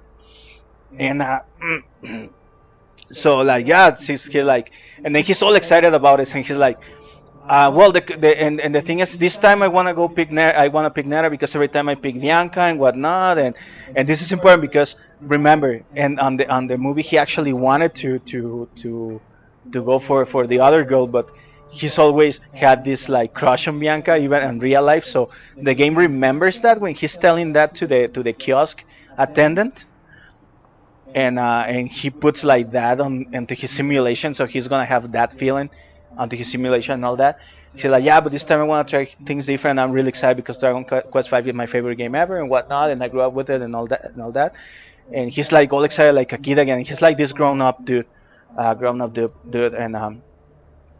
then he puts on the glasses and then he starts the simulation and then he starts talking back to the virus and he's like, what you don't understand, this is like the coolest part because this is something I can relate a lot to. Like this is like I put myself, if it was me, I would have said the same thing and it would have been the same discourse, and he was like completely talking to me. He's like, yeah, I'm all grown up and all that, and I have a very shitty life because we have work, we have all this, but like this is where I grew up on. I remember the first time, and you can see like when he grabs the cartridge, and then he blows up the cartridge, and then starts his game and start like the adventure, and they start like putting like scenes of the OG Dragon Quest 5 game on screen and stuff, and they start playing like My Road My Journey in the background, and it gets very emotional, and he starts going like, this is, yeah, for you it could be dumb and whatnot, but these are the things that I grew up with. To me this is very real. These are people that I really care about. This is the adventure that I lived, and this is my childhood. And now that I'm an adult and I don't have the time or I don't have like the same, I have to live this shitty life. These are the places that I go back to. This is like the things that I've been carrying out for my childhood and all that. And this blew me away. I'm like, dude, because it was I could totally relate to it. I could 100% relate to it. And then the guys like the bad guys freezes over, and then this slime who's been following the main character since the beginning starts talking to the guy and tells him like, yeah, like this is a we were aware of this virus and whatnot. You were able to trigger it, so we pulled this failsafe, which is this antivirus software. I am the antivirus software, whatever, and and I will help you beat the guy. So don't worry, you can continue and finish your story, right? And he turns into the super sword of light and stabs the bad guy and destroys the virus and whatnot. And everything gets back to normal, and then he gets to finish up the story, and he has like this little ending, like the Dragon Quest 5 ending, and yeah, that's it. And everybody's just crying and stuff because it's a very emotional, very very cool movie. So mm, I understand why some people can complain about that ending because I mean it's not like the movie is called Dragon Quest Your Story. It is not called Dragon Quest 5 or Dragon Quest The Heavenly Bride, as the game is called. It's called Dragon Quest Your Story, so it's not like they did not want it to play that way. I heard some people saying like, yeah, they wanted to be smart and whatnot. Like, dude, that was what they were aiming for. And if he doesn't talk to you, I'm sorry, dude, that you probably grew up from a whole different generation, and these are things that are not important to you, but they are important to me. And all my friends, and this is like been 100% consensus. I haven't talked to one of my friends who actually grew up playing RPGs, playing Final Fantasy, Dragon Quest, watching Dragon Quest anime and all that, complaining at all because it talked to them, to all of them. And the same go to all my gamer friends, even friends that they do not play video games anymore because adulthood caught up with them. They are like, dude, and I want to play again. I saw this, and I saw myself there, and I want to play again. I want to pick up the control and play again because this actually related so much to me, and it was really badass. One of my best friends, like, I already watched the movie 3 times, man. I loved it, and every of my friends um, are in the same page. It is a great movie. It is a great movie. It is. I haven't watched the Sonic movie. They said it's really good, really good. I'm gonna watch it probably next week. I haven't watched it, but I've seen people on YouTube and myself. I actually share that. My friends the same, and to me, this is the best video game movie ever made, and by leagues and bounds. I'm talking about like leagues and bounds. It is the best video game movie. It is better than Advent Children by far. It is better than Kingsglaive, which I also praised a lot and I loved a lot. Cannot speak about Sonic because I haven't watched it. It is better than Mortal Kombat, which many people still holds as the best video game movie ever, which in a very pragmatic way kind of holds, but the movie's cheesy as fuck, so I don't think it holds up anymore. The Silent Hill movie, which kind of breaks down at the end. Of course, the Resident Evil movies, which suck, and all the other movies that I don't even remember because they just suck. This is leagues and bounds the best video game movie ever. And yeah, so people who grew up playing games, people who grew up playing Dragon Quest, um, Final Fantasy, who still play video games even though you're old like me, I highly recommend. You must watch it. You must watch it. Watch it with your kids. It's a really kid-friendly, even though it goes to dark places. The movie is funny. It's lighthearted, just like Dragon Quest is. And this year will be a year of Dragon Quest celebration. They already announced the continuation of the manga, or a new manga series, and they announced a remake of Dino Daiboken, which is Fly Adventures, but for my friends over here, an anime that never ended. The manga did end, but the anime never ended, and we always, after years, and I'm talking like I watched this anime when I was like 8, 9 years old, and to this day I love it. So they announced a remake of that series, um, and they already showed the very last scene of the manga. So on the trailer, so I'm pretty sure we're gonna get to see the end this time. And they are tying up a game. Dino Daiboken has never had a game attached to it. It's very loosely based on Dragon Quest 3. Very loosely based on Dragon Quest 3, but this time they are actually making a Dino Daiboken game. Um, there are games announced. They announced they're already working on Dragon Quest 12, although they haven't shown anything. And it's going to be a really badass game for Dragon Quest. So I highly recommend you watch this movie. And yeah, so that's my Dragon Quest Your Story review on Netflix. So it is also Netflix. You actually don't lose anything by just 90 minutes. Even if you don't like it, it's just 90 minutes of your time.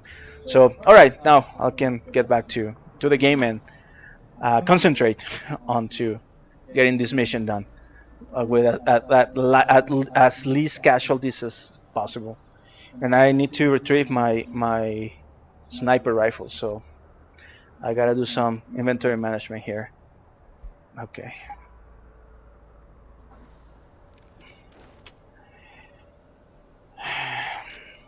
Lovely movie.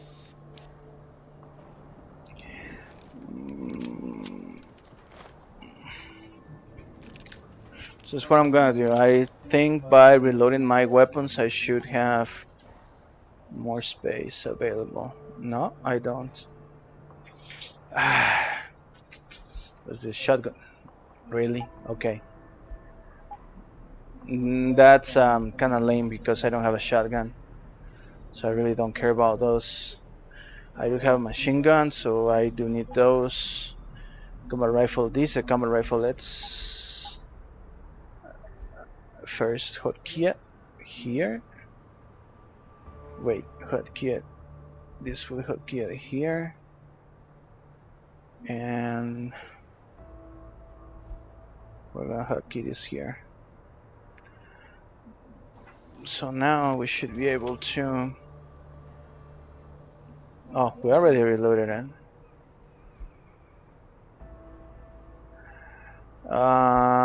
Machine gun. Actually, we can combine these two. No? No? Okay. So we cannot combine these two either. Okay, I'd rather get rid of the antivirus software. Use equip. Fuck it. And move. Okay, that should give us enough space to pick up our sniper rifle once again. There you go. Yeah, I don't even use the antivirus software, the virus software for hacking. I just raw hack. I do, but in more advanced levels. Not right now than at the level that I'm currently at, so don't really care. You know what actually would make a really good movie? Deus Ex. Well, you can say the Matrix canon is Deus Ex, but I misclicked. Ah, fuck, I misclicked.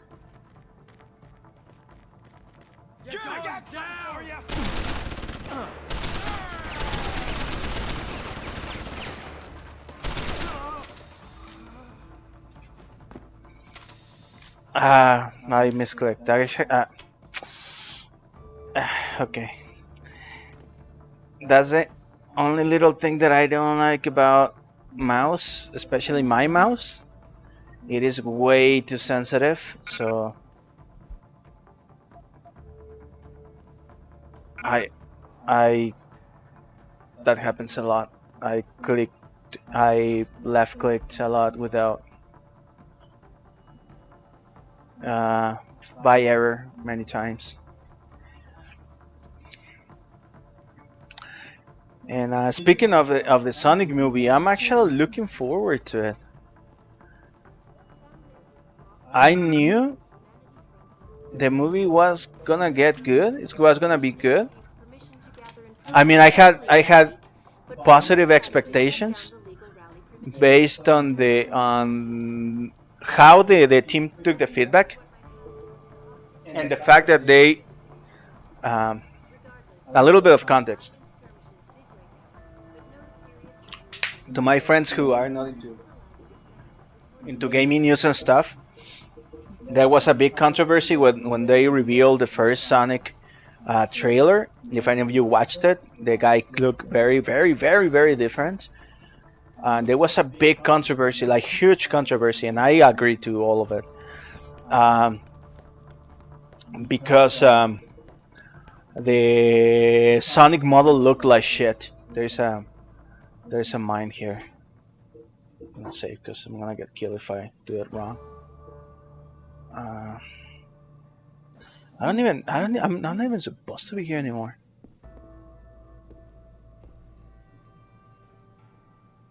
I'm not even supposed to be here anymore. I should go somewhere else.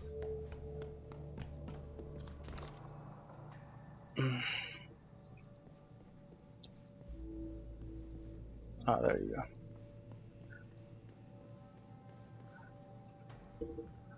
Let's see if I can just... No, I can't.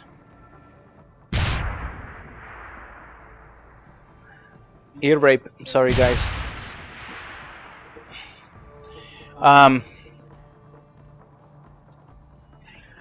And the movie was supposed to come out on September, if I remember correctly, but it was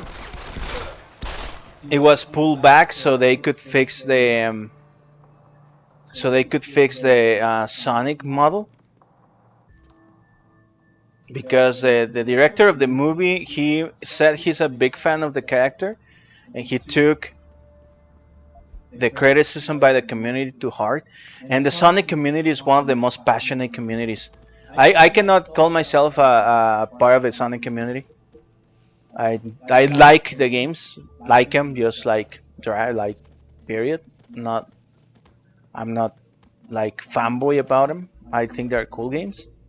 Especially I actually play more the Dreamcast games. I never had a Genesis growing up.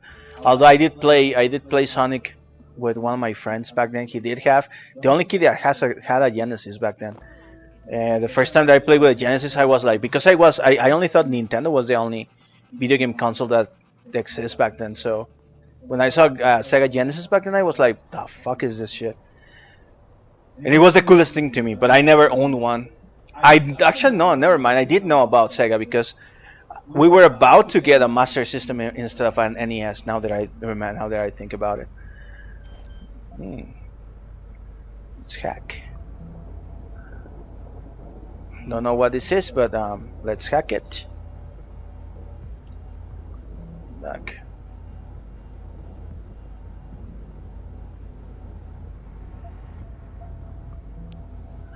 And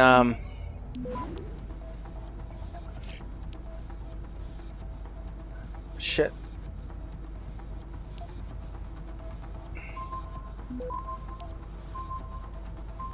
Disconnect. No.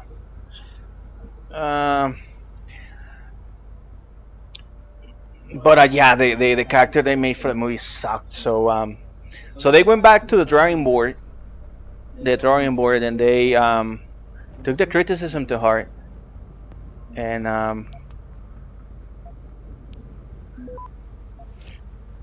they came back with the new design for Sonic, which is really good actually.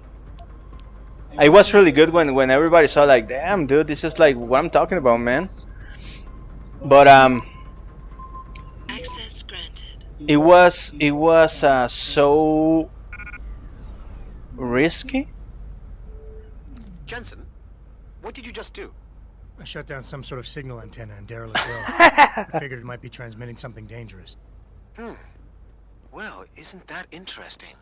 Care to elaborate? Pritchard? Pritchard! I just finished like a quest that I randomly finished a quest that is supposed to we're supposed to take on like way way way on the future. So yeah, cool, serendipitous. Serendipitous. I'm not complaining actually. I'm kind of proud of myself.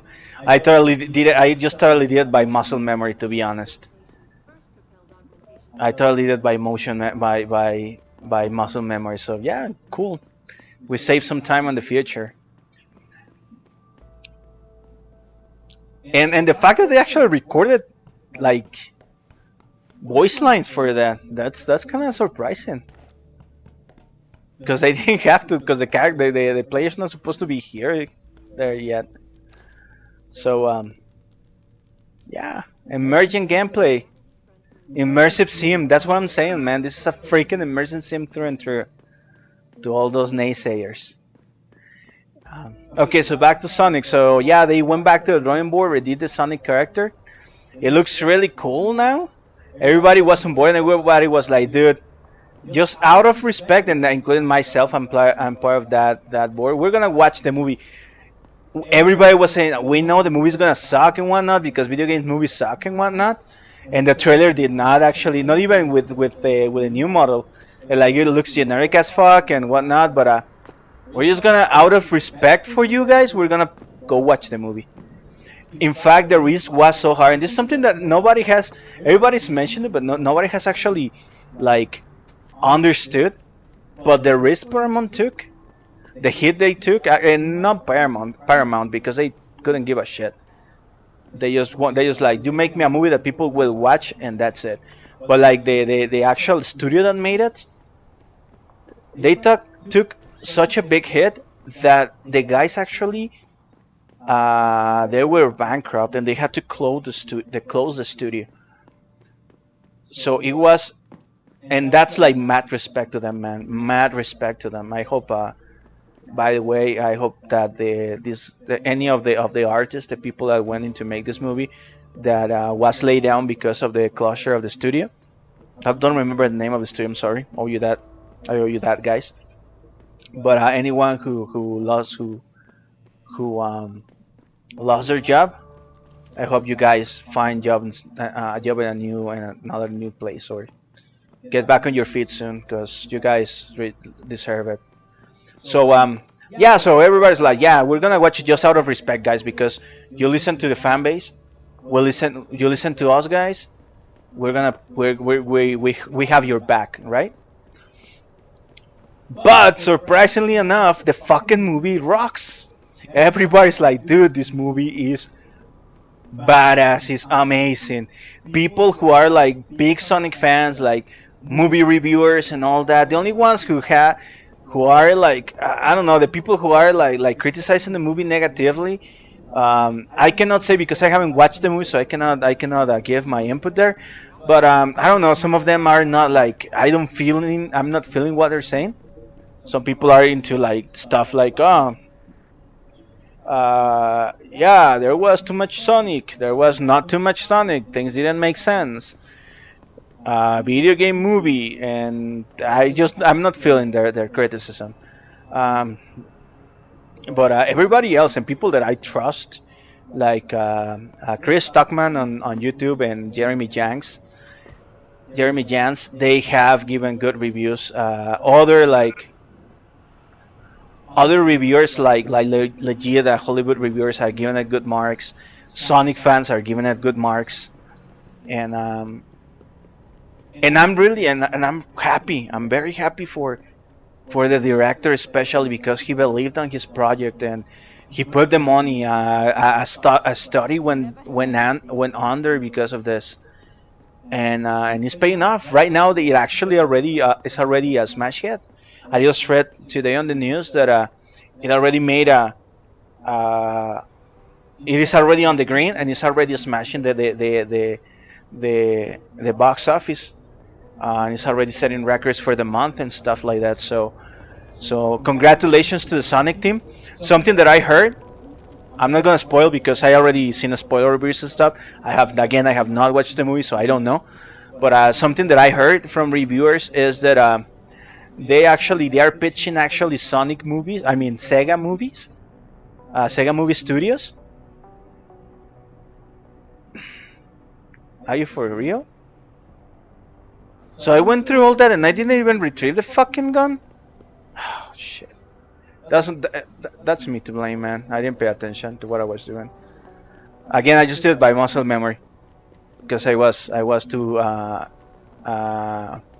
into reviewing Dragon Quest Your Story that I just went through muscle memory, man. So um yeah, so some people say like they actually pitch Sega movies, and that is exciting. Why? Because since this movie is a success, don't even think twice. It's gonna be Sonic 2. There's gonna be Sonic 2, and I hope they can make it even better and they can go more into the Sonic lore and stuff like that. Um, Thanks for at least talking to me. Most people just walk on by like it's right here. Yeah, that's the gun. This is the gun that we were looking for. Yeah, we fucked that up, man. Okay, I'm gonna drop you because I don't have. And I went through all this shit too. It was a crossbow. Well, crossbows are better. Um. Okay, now I have the fucking gun. Where should I go now? For I don't.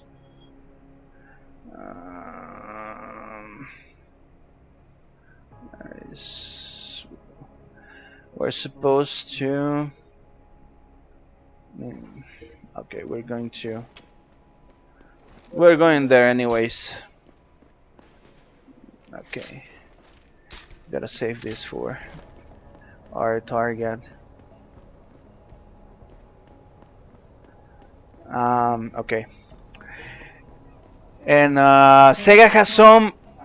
They have a lot of material to make movies of, which I'm gonna segue into my next topic in a moment for the night. They have some really, they have some badass properties they can make games of. I'm thinking like, do a freaking Jet Set Radio movie or Jet Set Radio movie would be freaking badass, man. They can make a Street of Rage movie, or they can make a Shenmue movie, or and this is something they actually they already did one, Japanese only. But why not making a freaking Yakuza Ryuga Gotoku movie? That would be so badass. That is actually they should actually just make a drama series, a Netflix series of Ryuga Gotoku. They have so much material and so much story. That game is already they don't have to make much. They can just lift off the script of any of the games, and that's it. And it will already be a movie worthy material. Where from here? I don't think I'm supposed to go that way.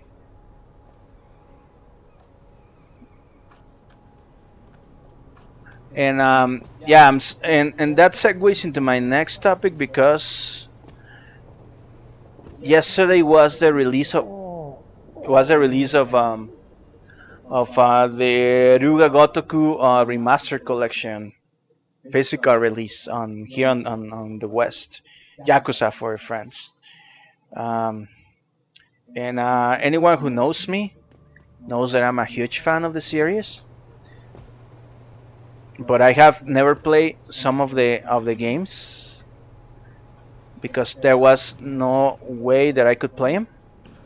It's a series that has been starting to get love as of recent, and I'm talking about Ruga Gotoku Zero. Yakuza Zero was a game that kind of like brought the game into the current gamers consciousness. Badass game, I highly recommend that too. Any game, actually, any game on the Ruga Gotoku series is a must play. Any of them. There is none that I could not recommend. There is not a single Ruga Gotoku game I will tell you don't play it. It's bad. They are top notch. Each one of them, they're top notch. Anyways, my point is, they released the remaster collection. I never played 3 because when it came out on PS3, first of all, I didn't get it because half of or actually 40% of the game was unavailable because of dumb censorship. They removed a lot of the most important things on the series, mini games and stuff and content. So I don't support that. I don't support that kind of censorship. The one that removes like important content or makes you pay for things that you are not going to enjoy. So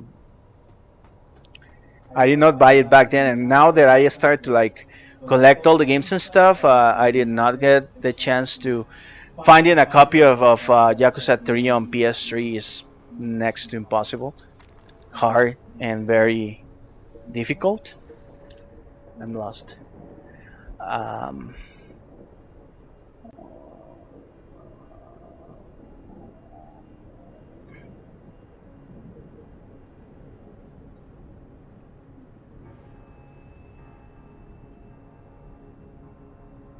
Brooklyn Court. Okay. I fucked up. I wanted to mention just something very important. I did fuck up. So this mission, I will accomplish it, but I will accomplish it with the lowest rating. I think the only penalization is I'm gonna get less credits and less experience. I think, and I'm gonna get scolded off and not good rep with the cops. But I fucked it up because I was seen. I was not supposed to be seen. So yeah, um, just so you guys know, that was not a good. That was not a good mission. This is not the way you're supposed to go about it.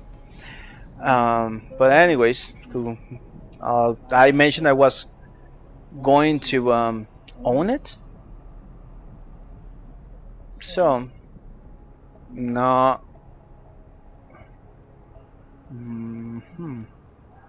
no safe exploit anymore. Where's the fucking apartment still?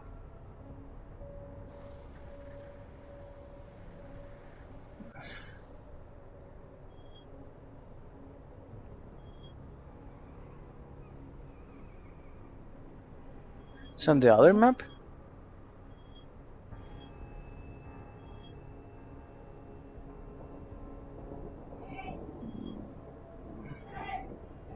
Okay, it's on the apartments just right across the street.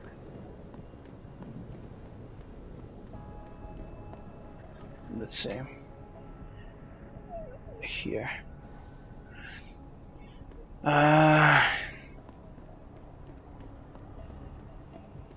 the hell? You been reading the Super Spy Manual or something? Long coat, check. Sunglasses, check. Attitude, no doubt. These guys are gonna give me a hard time, huh? They're armed. No, they left. Huh. Okay, thank you.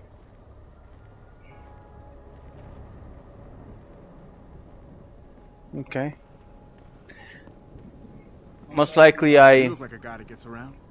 Little advice. Stay out of the sewers. A lot of shit going down in there lately. Yeah, I know.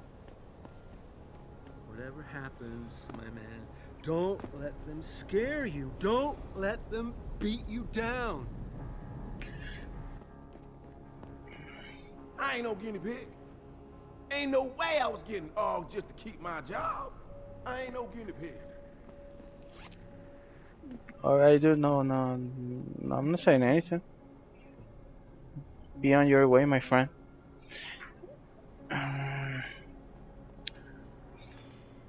Okay, so yeah, I'm getting Yakuza 3 on PS3. A copy of that game is hard. 4 and 5 I already have them digitally, but I already have them. I actually played through 4. Not all the game. I just played I forgot the name of the guy. The first guy that you play with, Kazama, I think, or Akayama. Akayama's part. The start I played through that, but haven't finished it, of course. Man, that guy's been a lot. And I think I can. No, I can't. No, I can't. It won't fit. Now it will fit. Thank you. Oh no, don't. Ha! I knew you would fit. See, emergent gameplay. These are what immersive sims are all about. Emergent gameplay. Unscripted gameplay, which I realized it was unnecessary because I have these two here. But anyways, I actually need those two. Huh. Never mind.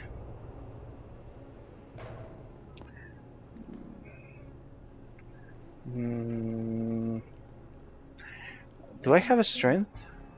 The strength? No, I don't have. Yeah, I do have a strength. What I'm talking about?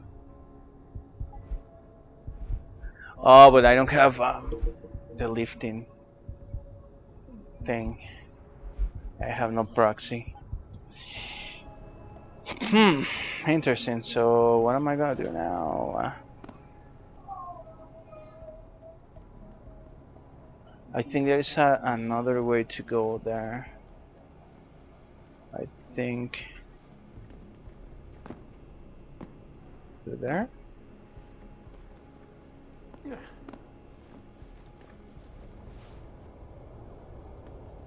Hey, my man, I need to get up here. How? There's another way to get here. I know that. Just don't remember how.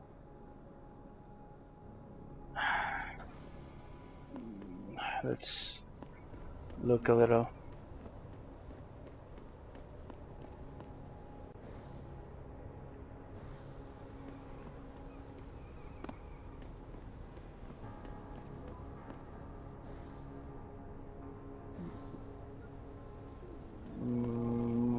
Here? Yeah, but let's see if we can hack through it. I don't think. I think it's level 4 or something like that. Ah, man. And did I drop the freaking auto opener? Because that would help. Yeah. This is what I'm talking about. 0.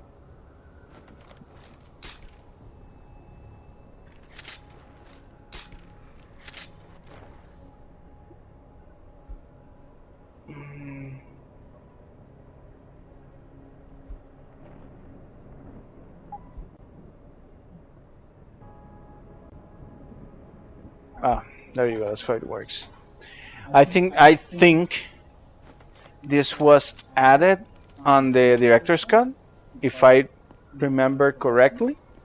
If not, if anyone can correct me.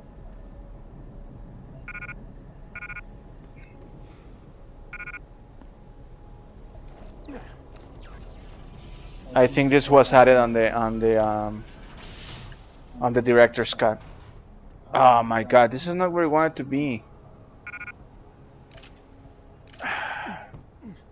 This gun is helpful, but this is not where I want it to be. I just wasted the freaking tool. Then I gotta search around then, because we're back to square 0. That's what I'm gonna do. I'm gonna go the other side of the building and go from there.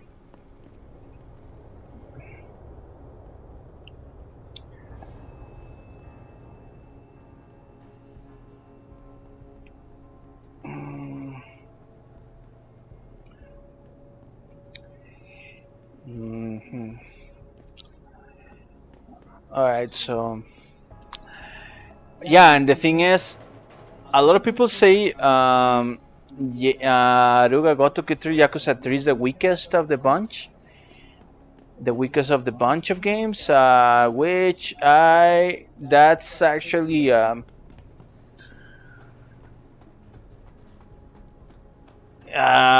saying that's the weakest of the 3 is kinda, or like,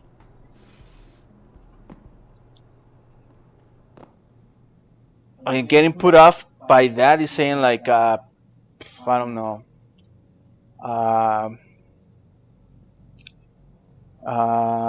cheese pizza is weaker than pepperoni pizza. I don't know. It is good. I mean, it is fantastic. What I played so far is fantastic. It is the same Aruga Gotoku that everybody loves. Everybody loves and like, and I can call myself a Aruga Gotoku veteran. Played I played Judgment and all that. Them D-Row cats is gonna get popped if they keep trying to tag over my shit. Oh yeah? How so? Got me a Hurricane TMP-18 from Syrah. That's sick shit, man. I didn't know Surratt carried those. Double T cut him a break on his rent. It's gonna get kind of hairy here, because we gotta get there, but those guys are not gonna make it easy for us. That's far enough. Leave quietly and you won't get hurt. Yeah, that's what I was talking about.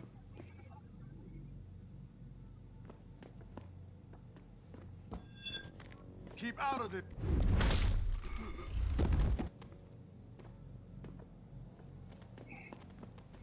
Okay, we're fast enough. Should be able to hide this guy before their friends drop.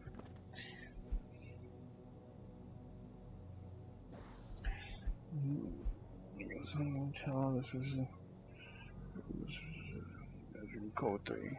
Okay, we'll need that in a moment. So yeah,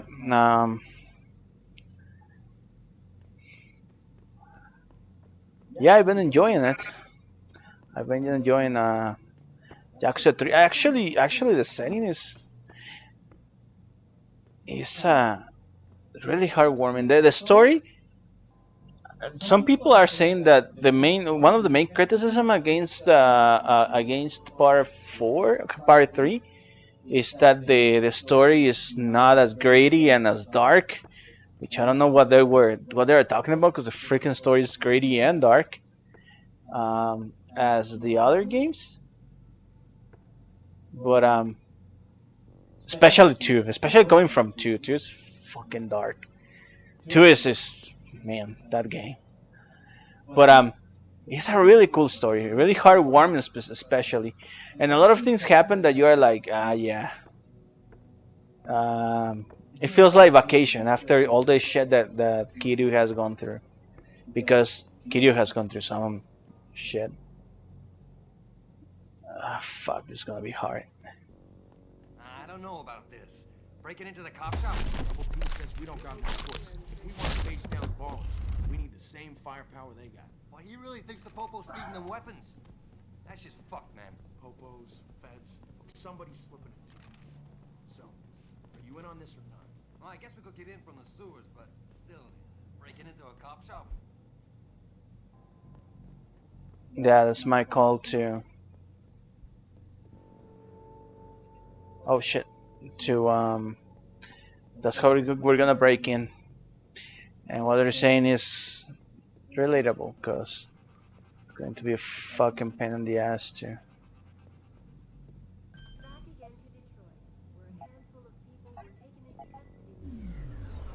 Who is it? You ain't supposed to be here! Yeah. Yeah. I don't really want to kill those guys, because I don't know who's the one the guy that I gotta leave alive.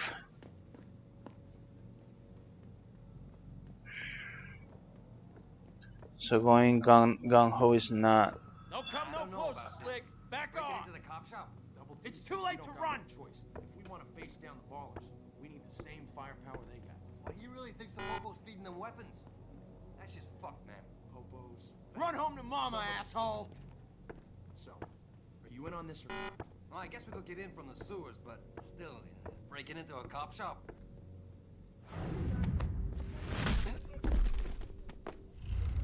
Yeah, and they didn't hear anything. This is one of the things I criticize, honestly, to me. Although it kind of looks stupid, I'm glad they are not that sensitive.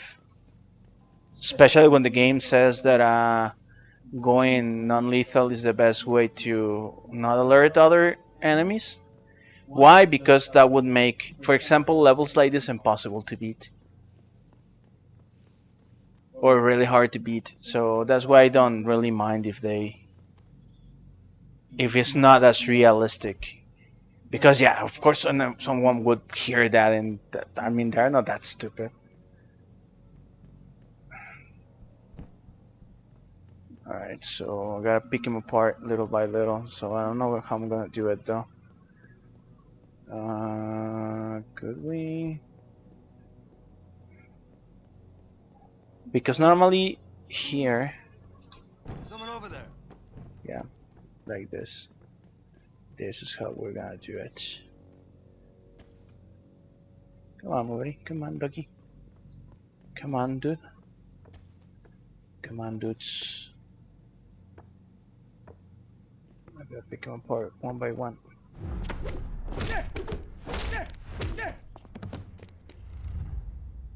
Someone over there. This is what I'm talking about. Okay, I gotta just first, because hoarding items is a bad tech that I have. Second, because I do need the. Oh shit.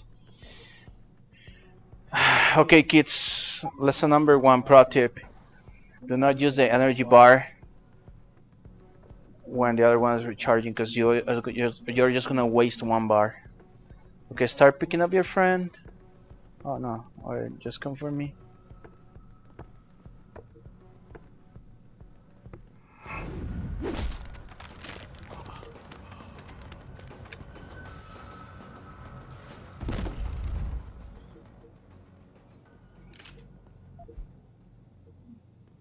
Yep.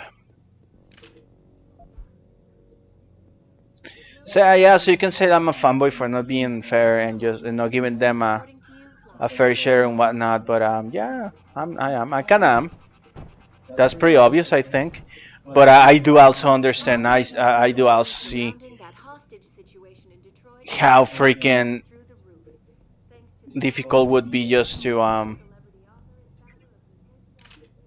finish the game like that without any leverage or any help. Yeah, but you could have designed the game another way, so you don't have to use those cheap tricks and unrealistic design. Well, you could have designed the game yourself. You could design the game yourself if you don't like it, the way they made it. Ain't got nothing yet. You're going down. Oh shit, oh shit. This is the guy what we're looking for, but again, we don't want to kill him. Fuck.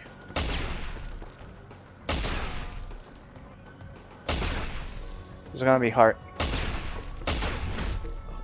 Phew. That you saw it like nice and suave and sleek, but it wasn't. It wasn't hot that easy. Actually, one little slip and I would have died because freaking shotguns to the face. And there are actually stuff here that we want to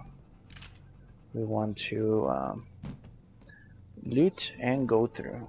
One is that here, but let's loot first. What's this? Concussion grenade.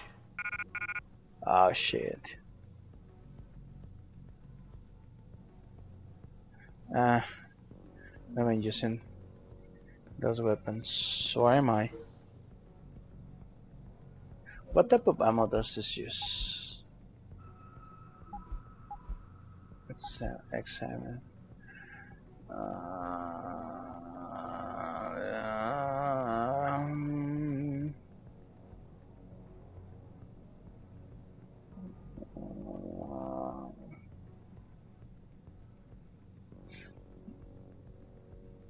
Doesn't say what the ammo is, huh? Okay, whatever. Because I think it would be a good. That answers my questions. I think we can actually load those into the crossbow. That's why I did that. But since we drop our sniper rifle, well, we can just drop that too.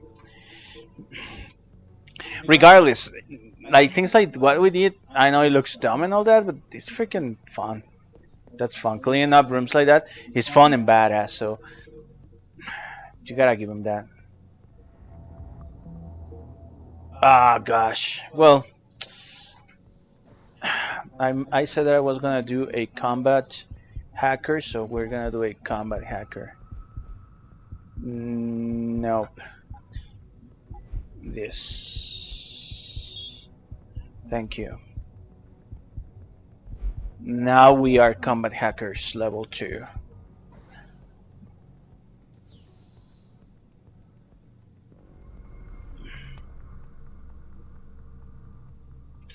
$45.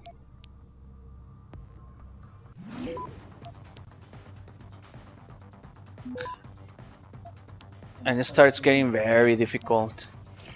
After level 3, I think. No, level 3 thing is still okay. It's level 4 when it starts getting very hard. In fact, I think I fucked up and I won't be able to make a disconnect. Yeah. Yeah, that was not good. So let's try again. Let's try again. Heck. This first. Then this.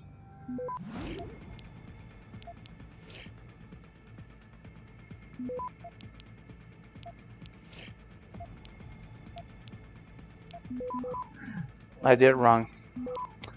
Oh shit. Oh shit.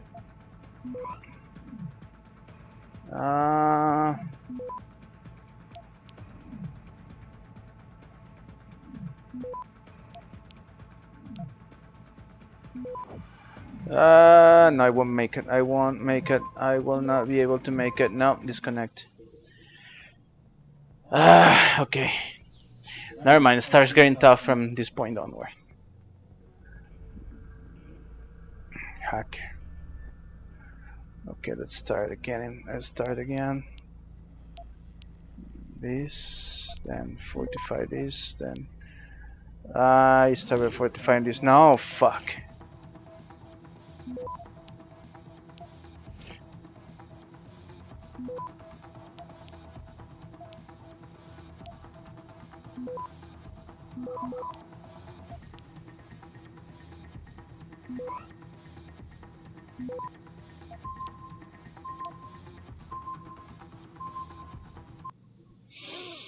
Hmm.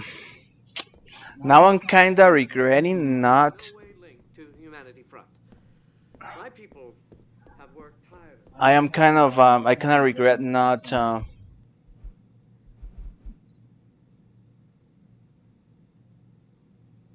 Yeah. I threw away that hacking help because it would have helped a lot. But I think the password somewhere here too. So we can just look for that. We could just look for that instead, which is less badass than combat hacking, of course. Net running on Cyberpunk terms.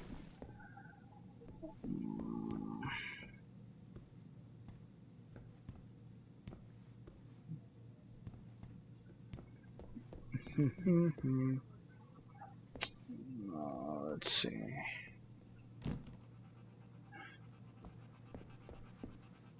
Back again to Detroit, where a handful Hello, of people Lisa were Kassan. taken into custody this evening following No. yet another anti-augmentation demonstration.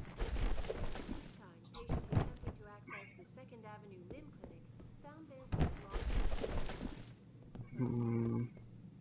The pro-human organization had received permission to gather and protest earlier in the week, but police. I know there's something important on that terminal. So hacking is necessary. I mean, getting access to it is important. I think if I'm right, there is evidence to incriminate the O'Malley guy, so that's what we want him. That's what we want to get access to it. And I knew the password actually. I knew what the password was. Okay, last attempt. Let's do it this way. It is kind of RNG too, so.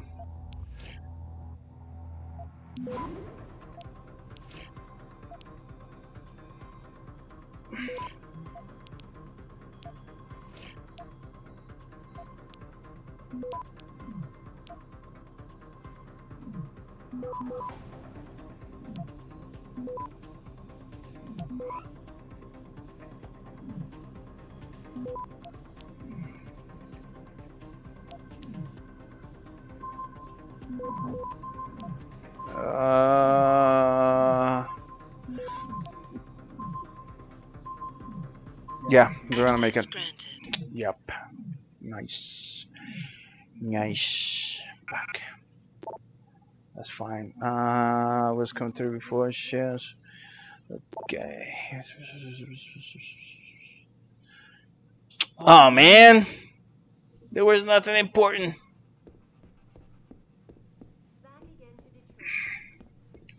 Nothing of value. Alright, whatever. All ends well that ends well.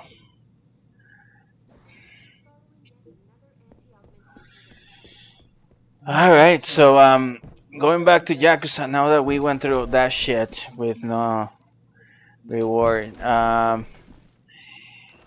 So Yakuza 3 is really cool. It has a heartwarming story, and Kiryu kind of trying to fulfill one of his dreams in life, and having a much more parental role onto Haruka's life, which is really is what everybody's rooting for. But you can get away from the Yakuza, but the Yakuza will never get away from you, man. Poor, actually, kind of makes me sad, man. Poor Kiryu. He wants to just. The guy you want to deal with is over there. The guy you don't want to deal with is standing in front of you. I could just punch your fucking face. You want to buy or sell something? It's all on the computer. What do you want? Yeah, it's kind of sad. I mean, not sad. It's kind of like really, man, like for real. But we wouldn't have a video game without that. So, oh shit, what did I do? I pressed the wrong button. Yeah. Oh, we won that. We totally won this. So we're gonna make room. It's fine, my man. I need to make room for that shit. So we're gonna drop this for a moment. Drop. I'll get you back in a moment. Don't worry. Take a look.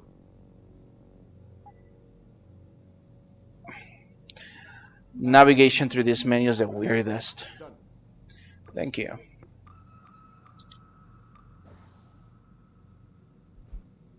Combine. Ha! Of course, our pistol. You knew I was gonna do it on my pistol. Save.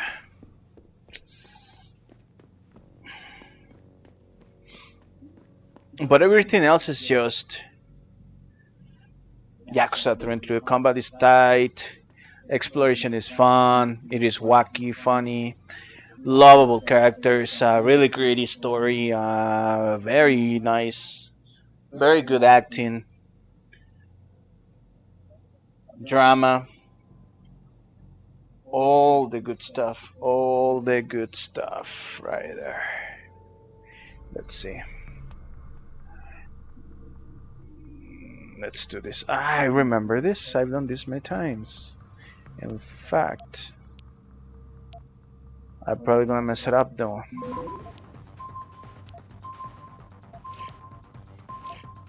Access granted. Yeah. This is where we want to be though, because this is where the... I think this is on Miley's apartment, the place we want to be at. Maybe, maybe not. Maybe I'm mistaken. I'm just finishing another mission of the future. Could be. Don't know, man. Again, I'm going by muscle memory most of the time. I'll know in a moment because it's gonna blow up the fuck up.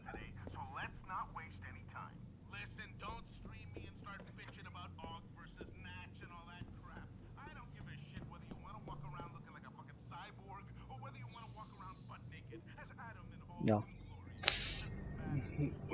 We're doing another. Fuck, this one's complicated. But I remember this too.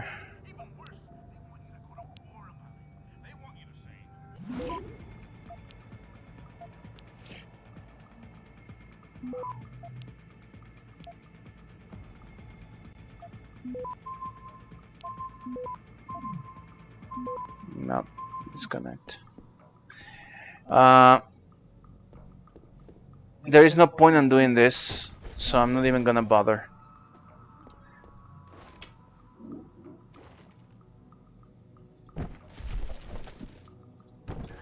We will need to get here though. This is another mission. I do think this is for one of the side quests that we left, that I left pending, or I left on the back burner. So yeah, we're gonna have our chance to come back and do that. So, but for the time being, I'm not gonna bother. The hacking minigame is fun though, but trust me, trust me. I've done this. I've played this game many times, and I've done those hacking minigames a lot of times. I probably played as much as I play the whole series. It's fun, but it doesn't make sense. I never got the grasp of it like completely. It is very complicated. It is very complicated. Which is fine. I know you can do a whole hacking run because I've done it. I've done like full hacker runs. Hey, dude, what you got, player? Do you have one of those out of? Yeah, you have one of those out of open shits that I need because I sold mine away. Don't be like, 300 is fine. It's actually cheaper. I actually bought it for. I actually sold it for more. Bye. Bye. Mm. Now I'm gonna save money for the Praxis kit. Always a pleasure. Yeah, my pleasure too, man. Yeah, that burst system is going to help us with specifically our silence gun. It's going to become a weapon of mass destruction. If you haven't noticed it yet, it is already really powerful. So that mod is going to just make it unstoppable. And I'm a that's a hyperbole. So yeah, see, that apartment has the information for that mission. I knew it. But now what?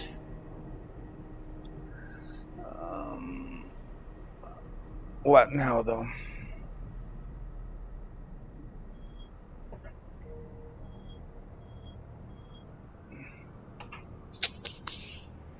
Uh,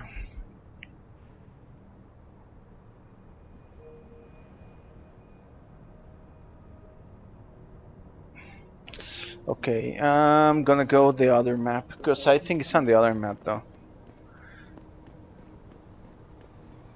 Or not. Jefferson Brixton. Sure. That's not helpful at all. You ain't helping me, my friend.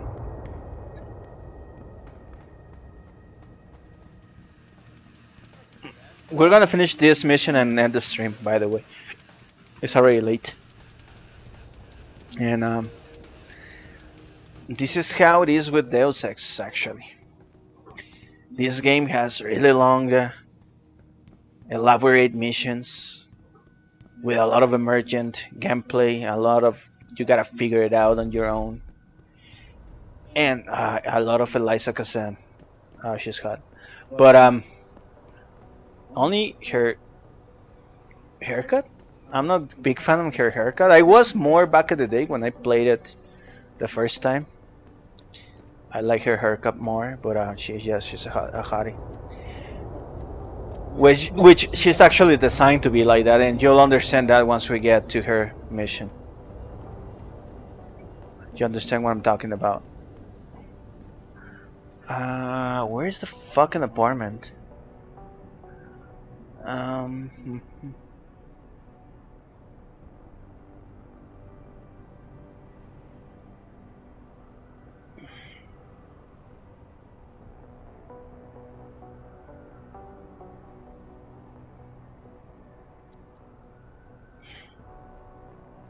I just went in circles.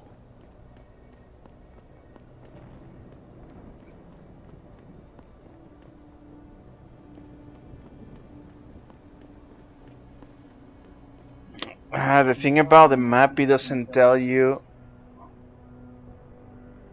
doesn't give you like enough details to know what is what. So I don't know where the apartment complex that I want to go to is. It might be here though. So I went the wrong way. Did I? Yes, I did. Yes, I did. Okay, we gotta get back.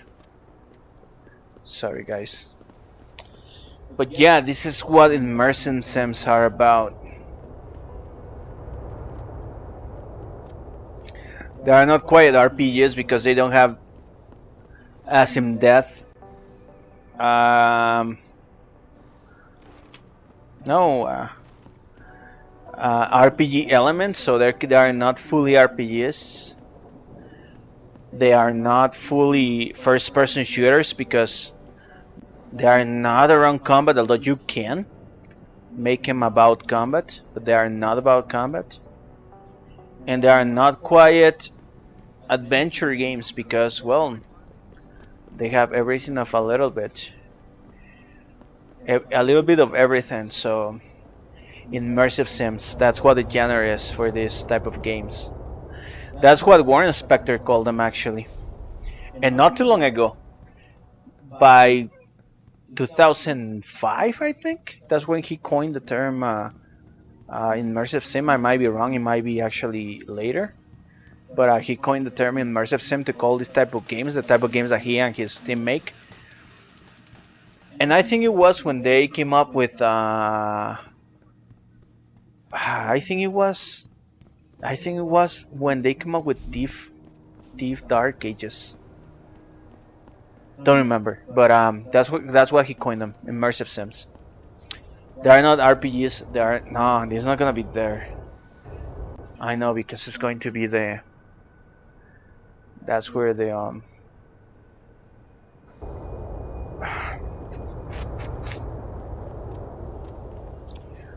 Yeah, that's where the there's a mission that we're gonna do there, but that's not where we want to be.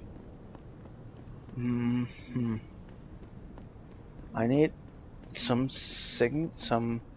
like sign or something that help me. Yeah, it's convention center. There is going to be a mission here, a tough mission by the way.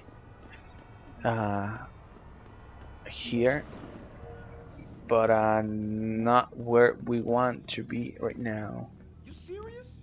You better not go there, man. No, Unless I'm you not want to get going. hurt. Not going now. I'll go in there sometime, but not now.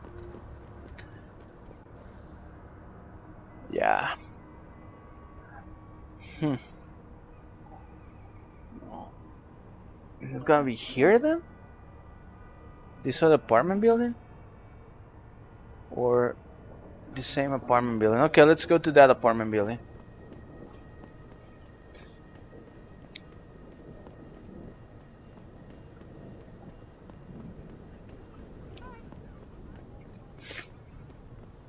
And yeah. Yeah, this is and keep in mind this is just a side mission. What we've been doing so far. It is one of the long ones though. I mean, it's not like every mission is like this long. But this is one of the long ones.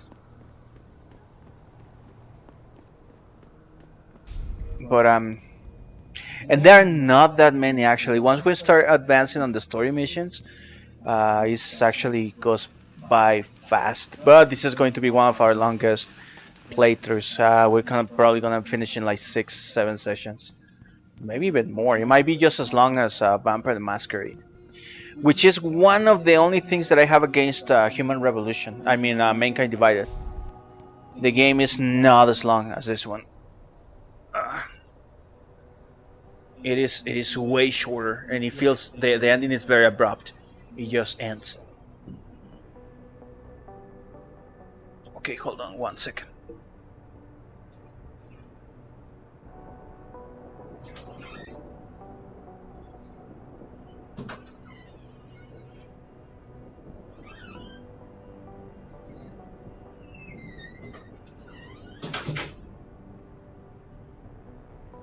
Okay, I gotta take a break. I'll be back in like 5 minutes.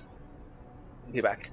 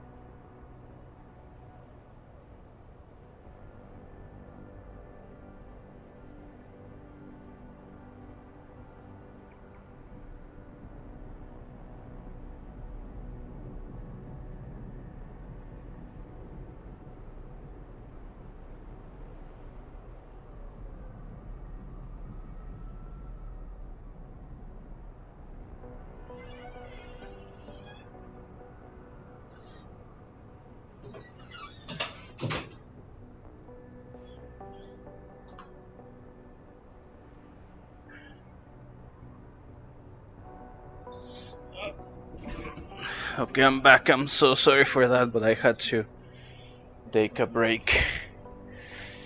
I had to take a quick break. It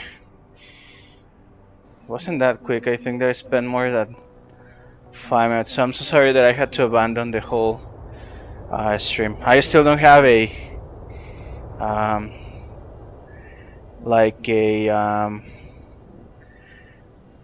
break card or anything like that. So I'll figure something out. I'll work something out so I can have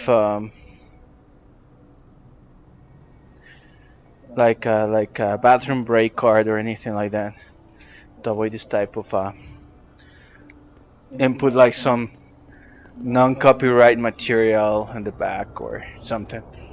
I mean, well, I'm away, but I'm sorry for that. We're almost done though. We're almost finished. We're just going to complete this side mission, then we're going to end the stream because it's already late, and it'll be time to bed, to go to bed. But the only problem is that I don't know where is the apartment that I'm looking for. That's the only little problem.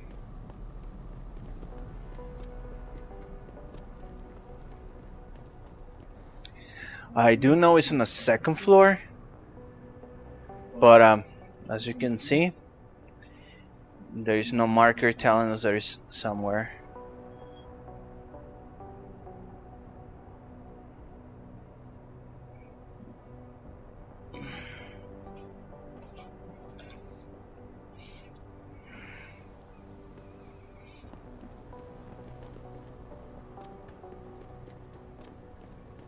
So what I'm gonna do, I am going to go here, that apartment building.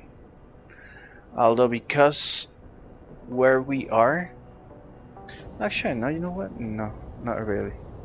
We can take a more straightforward route, I think.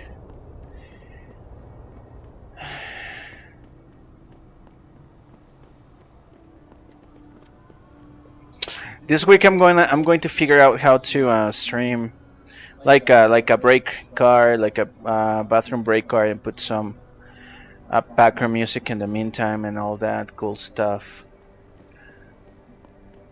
to avoid just leaving the stream like that. Come on, Jensen, make this quick. We shouldn't be seen together before you're done with everything. That's over now.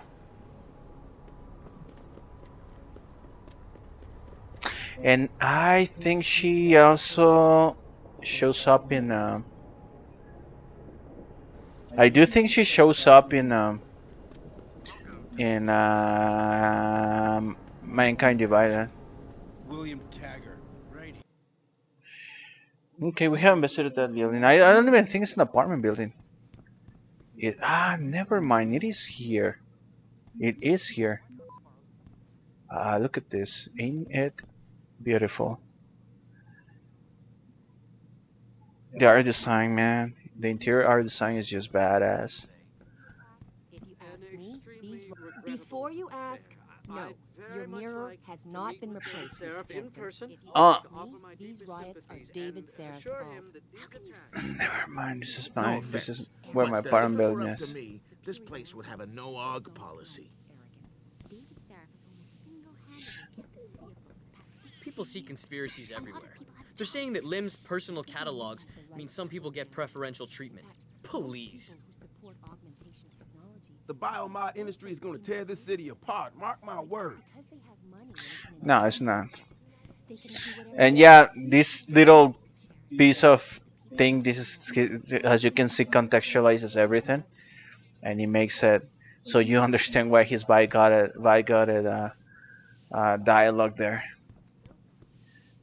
and that's cool. That's really well done Environmental design.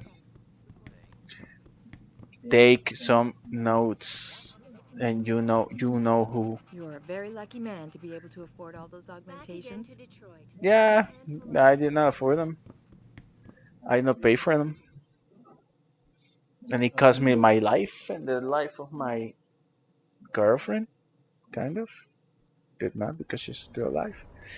We don't know that yet. And this is our apartment. This is where our apartment is. So I'm not gonna go there yet.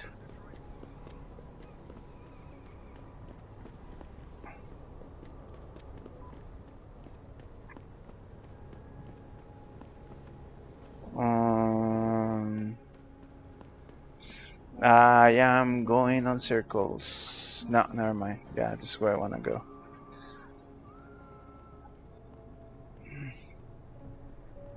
Is it? Yeah, it is here. Oh, never mind. Here. There you go. Okay, now we're back here. So we already figured it is not on these apartments. Look at that, man. I just noticed that. I think it's not that I just noticed, but I think on the console versions, that level of bloom and detail and all that is not there. So that's probably why I never noticed that. Because that's pretty much our cue that that's where we're supposed to go. Again, good, good environmental design. Readability. That's called negative space. When we're talking about level design and game design, negative spaces when you have, for example, a lot of inconsequential shit, and then you have something there that makes you understand that that's where you're supposed to go. Something that stands out. Hmm. Okay, we're gonna make this jump. Oh shit, we did not make the jump. We almost kill ourselves. Oh. Yeah, we did not make the jump. Let's try again. Let's try again. And that is good level design. Games that do that a lot, Silent Hill and Resident Evil. System Shock 2 especially is masterclass on that. And of course this game. This more than Deus 1 actually. This game more than Deus 1 does it. Yeah, cannot make the jump. But I think that's where we're supposed to go. But there's always another way around. But yeah, we cannot make that jump yet, so.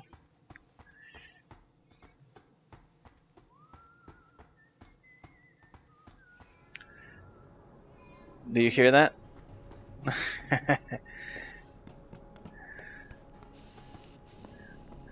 Who said the main theme was nowhere in this game? You can learn that. You can take notes too. You know who I'm talking about. Fucking piece of shit. Ah, that's how much I hate those guys. I'm sorry. I don't wanna be hateful. I don't really wanna be hateful, but that's how much I hate that fucking mod. This guy. Hello there. Well, you must be Adam Jensen. A keen observation. Mrs. Reed told me you might pay me a visit. And don't take this the wrong way, but you're kind of hard to miss. I'll try to take that as a compliment. She told me you might have information regarding Megan Reed's case and the attack on Seraph headquarters. Oh boy, what a mess. Total pissing match. We had the feds on our ass, orders from 3 different departments, and pressure from so many lobbyists it felt like being the scrawny new kid in a prison shower. It is a very high-profile case. Mrs. Reed said you thought some procedures were overlooked. You got that right. I mean, you know how it is. Mrs. Reed told me you used to be a cop. There's always cases where you see the lazy officers taking shortcuts. But this was different. Different how? Too much stuff got overlooked. People seemed way too eager to jump to conclusions, and every time I was remotely insistent, I got turned down by ranking officers. People wanted to bury this thing fast. That's never a good sign. Surely you have something more substantial than this. Yeah, well, that's where you come in. I got a couple of leads I could never fully investigate. I started poking around, but these government-type agents just gave me the creeps. I got scared. Months away from retirement, I didn't want to fuck things up. But you obviously have the means to get to the bottom of this. So what have you got? First off, there's a rumor that the order to close the investigation came from higher up, maybe even outside the local department. Anything like that would have passed through Captain Penn. There might be traces of this left on his office computer. Guess I'll have to pay a visit to the local precinct. Well, while you're there, there was an officer assigned to the case, Chet Wagner. He's not what you call a choir boy. And when he suddenly got brought on the case, I got suspicious. Somebody wanted him there. And I'm pretty sure he tampered with some of the evidence. You should talk to him. Find out what he knows. Okay, I'll have a little chat with Officer Wagner. You'll most likely find him in the lobby. He got retrograded from his conduct, and he takes depositions now. He won't budge easily, but I'm pretty sure you can find some dirt on him on his desktop. His office is on the 3rd floor. You might find something there to help loosen up his tongue. Anything else worth looking into? Yeah, when the order came down to close the case, the bulk of the evidence was stashed in a storage locker. Maybe you can find some interesting stuff in there. It's on the alley right next to the station. The code is 4891. But I know an outside agency had access to that locker, so be careful. Thanks for the heads up. It's nothing. And, please, don't bother coming back here with details. Don't get me wrong, I'm glad to help. But the less I know about this case, the better I'll feel. That's all I need for now. Literally. I can get something from him, but don't really. I don't want to really involve him. And that's not the mission that I wanted to do. Anyways, I just took the opportunity to make some side progress because this is where we want to come.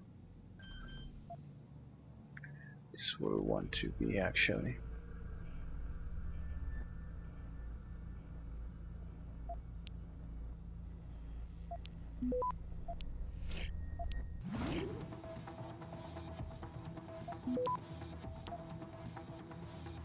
It's going to be easy.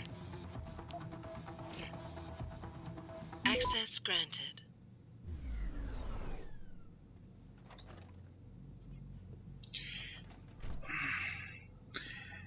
And this place, if this is the right place, look at this, man. This interior design. It actually looks like what I would like to do in my apartment. If I had one this big. No, this is not where we want it to be. Although, this helps. Cool place, huh?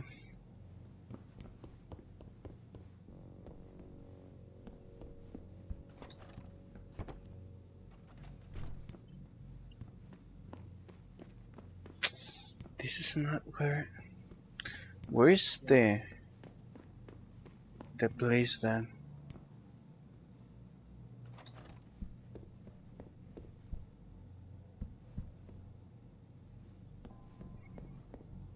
Let's freaking mind this apartment though.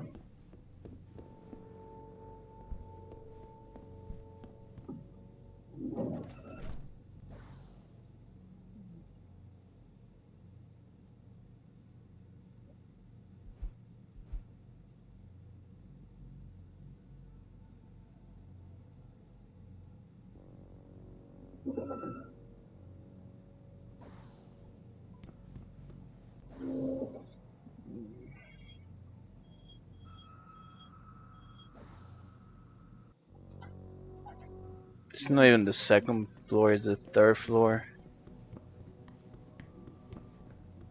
And we cannot even go to the 2nd floor, so no, this is not it. Ah, man. Where is it then?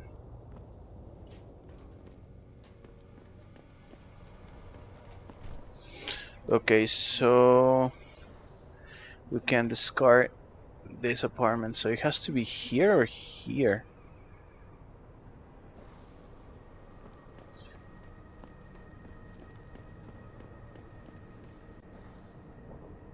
No,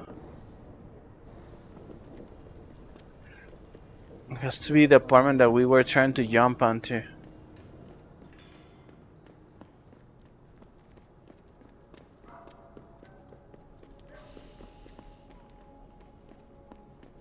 Oh, by the way, but I'm not gonna do it because I don't want to ruin my progress here. This shit. Let's see if we can get through. Should not be that hard. Shit, really?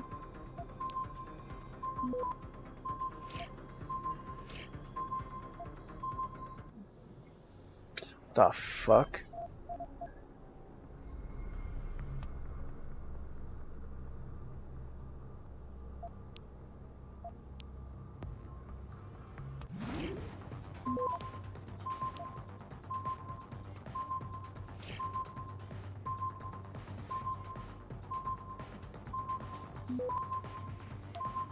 Now we're not gonna make it.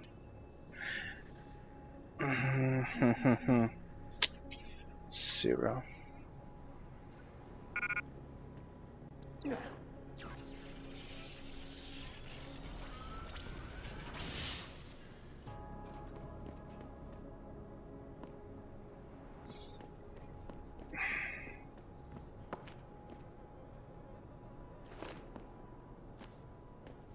I really need to gain access, so whatever. Those 300 crits to the dump, and if this is not the building, I'm going to be disappointed. Not upset, just disappointed. But I think this is it anyways. I think this is where we wanted to be. Not this, because we're looking for the second floor though. But let's just do some exploring.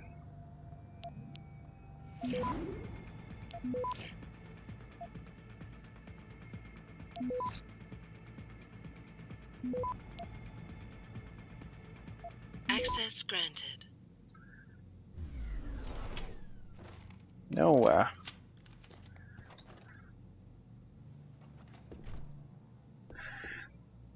Tyndall's computer. This is not where we want it to be, but whatever. This is going to be fun, cause the place is rigged. Oh no, it's on my list then, the place that is rigged. Yeah, cool. Knowledge. And I always die there. No.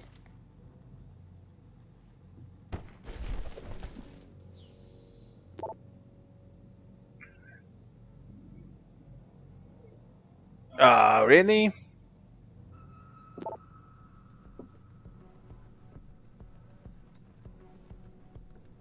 Yo, Kendall! I know you're here, man!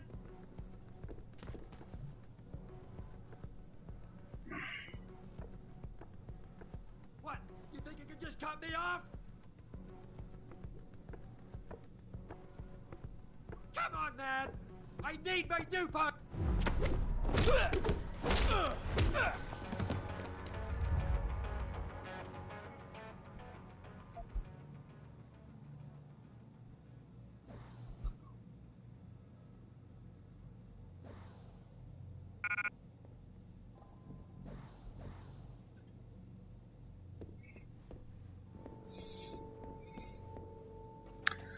Oh well, not my business. I just wanted to defend myself. I don't care about your beef with Tyndall. Okay, so if we are going to find the apartment that we're looking for on this building, it has to be somewhere around here. Level 1, thank you.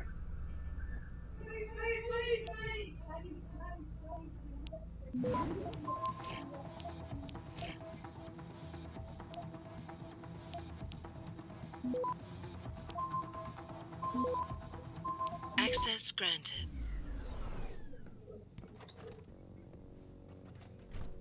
Yeah, this is what we were looking for.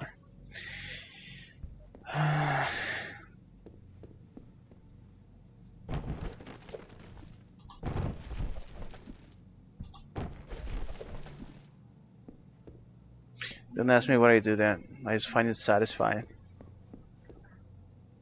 Look at this beautiful pocket secretary.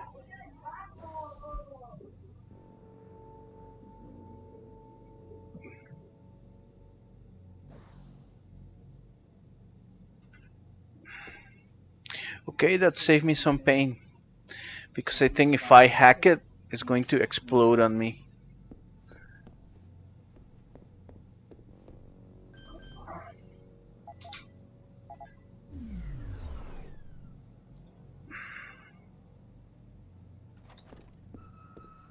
That.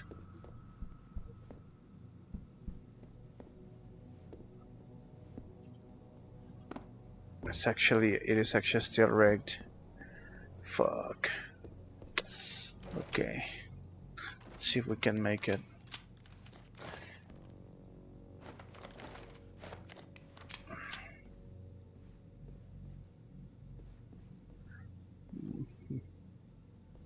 See if we can take the shot.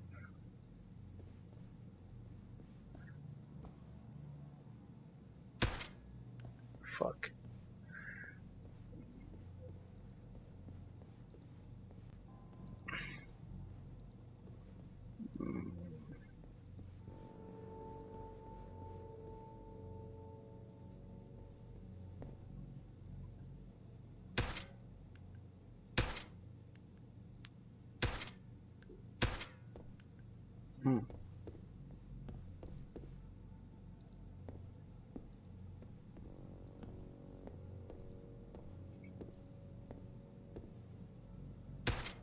What?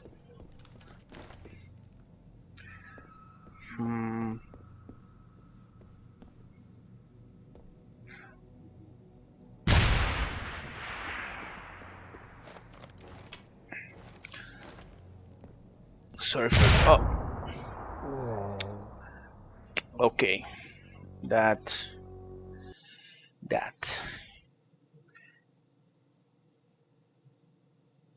I think there is how.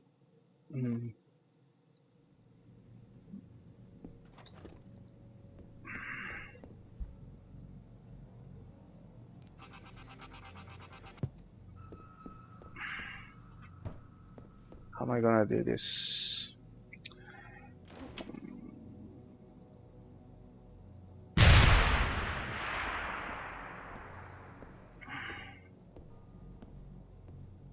Okay, sorry guys for the ear rape. One more. Okay, there you go.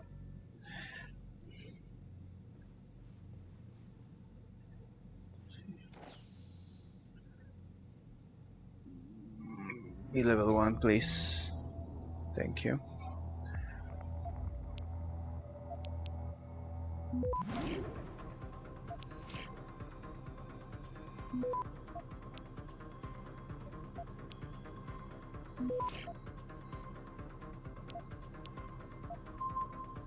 Access granted.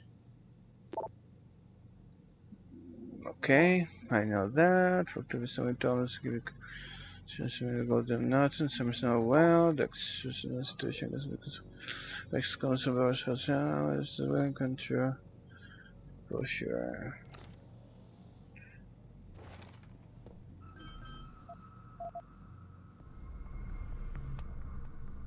Fuck. Okay. Since there is probably something cool here, it's gonna take the hit. Fuck it.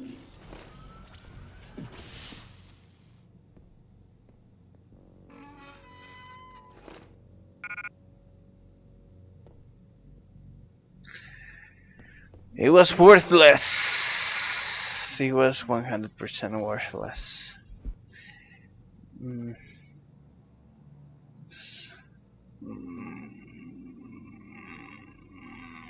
What am I gonna get rid of? These darts. I don't care about them because they're not for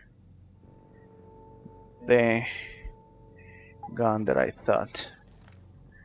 And we're gonna have... What? How much space do I need? Ah, man, I don't really want to drop this.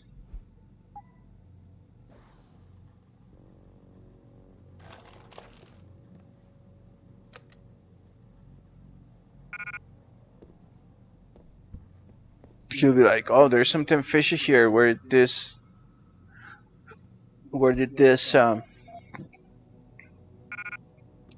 software and tranquilizer shit came from? Where are my mines and my jerry-rigged shit? It'll be suspicious. But oh well.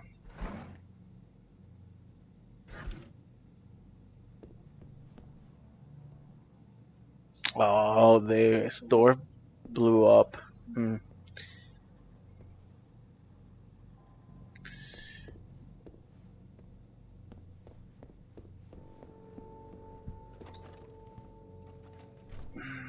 are more stuff to do on this building, these apartments, but I will just go straight up to finish the mission and finish the stream because I am actually kind of tired. So now, let's activate this stream.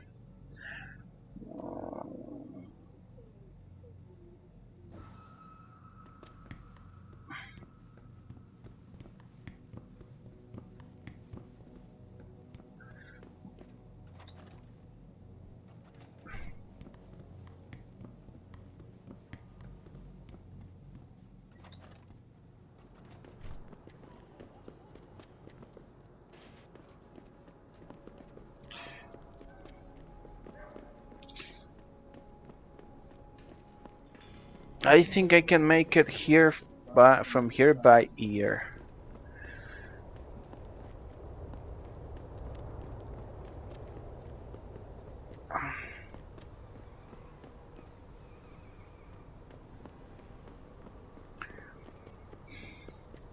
Yeah, guys, this is going to be probably our longest playthrough on this series, which is fine now that Cyberpunk is not coming out on April. We got enough time to go through this,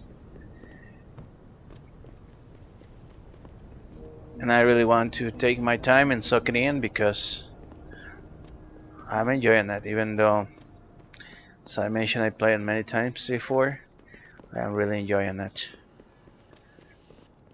Great game.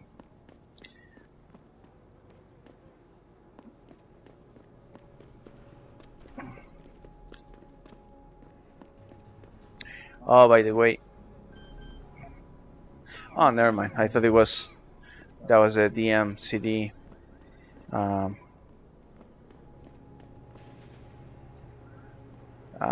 catch that we were looking for, but it doesn't seem so. I think no, that was another one that we're looking for, but this is where we wanted to come. Let's debrief our friend Jenna here, and we should be all good for tonight. Did you get everything? We have to get that son of a bitch, Jensen. I think I have everything. Excellent, Jensen. I knew I could trust you. My guys got their hands on Double T, and you identified the shipment. Apparently you weren't so subtle with the last part, but hey, at least the job is done. What else you got? I paid a little B&E visit to O'Malley's apartment. There was a second shipment of weapons, government issue.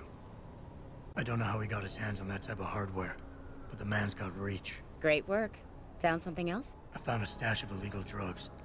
Not much, but enough to get him convicted. Good. The more dirt we dig up on that asshole, the better our chances to put him away for good. Got anything else? I managed to hack into his personal account. I think you might want to check any connection O'Malley has with FEMA. There's definitely something going on there. My God, Jensen. With all you've uncovered, you've probably provided... FEMA, that's our friend Bob's pages. What's next? You're gonna tell me you found proof he's got free satellite TV? No, that about covers it. I think O'Malley's plan was to start a controlled gang war between the derelict road ballers and the Motor City bangers. You might want to check into that. Really? Alright, I'll keep that in mind when I review all the evidence. And I'm keeping... Here's the weapon used in the dealer's murder. Hope you can make good use of it. You bet, big boy. I've got a feeling O'Malley's guy will become a lot more receptive to interrogation once he knows I can pin this murder on him. Well, that's it. You did a great job. Here's the stuff I promised you. We've got more than enough to nail him now, and I want to make a move before that son of a bitch gets wise. But I ain't got no backup, and I doubt he'll go down peacefully. You've already done the bulk of the job. You want to put the finishing touches on yourself?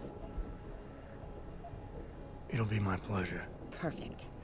My contact tells me O'Malley's gone back to his apartment. Go get him. I'll be waiting for you in the alley near the building once you've taken care of that scumbag. Alright, let's do that. By my pleasure.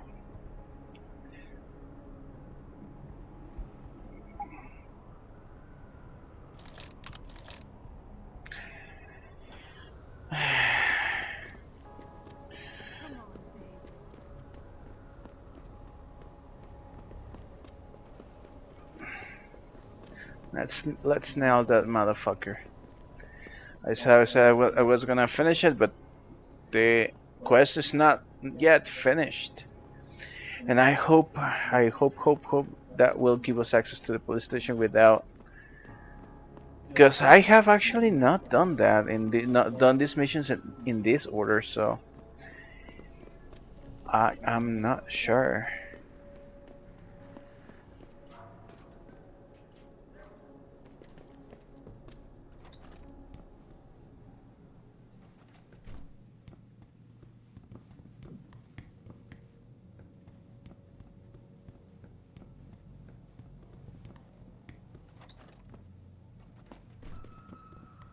This apartment building, for some reason, reminds me of Silent Hill 2.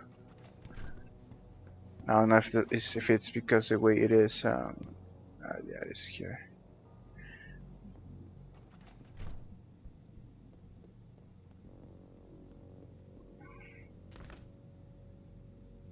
Where the fuck is he?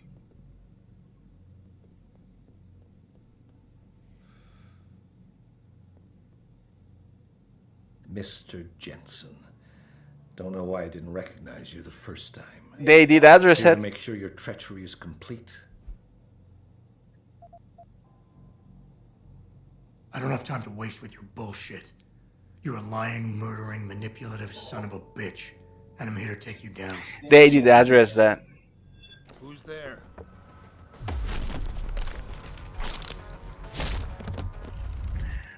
O'Malley neutralized.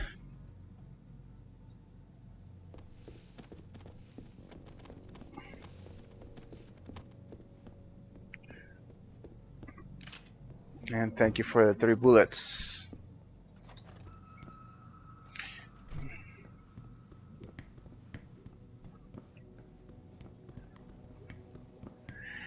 Although funny thing, they used, I don't know if you noticed it, but they used the same AI sequence as if going into stealth and being detected by AI. They did not initiate the encounter right away,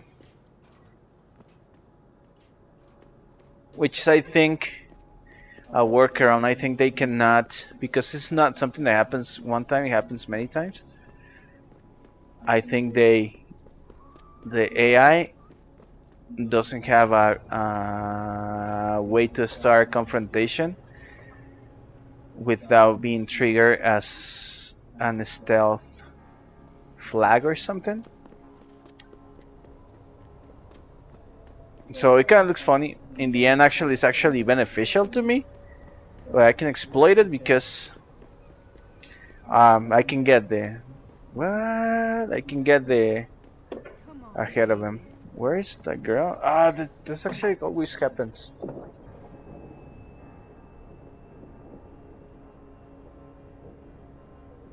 Oh snap! I went the other freaking way.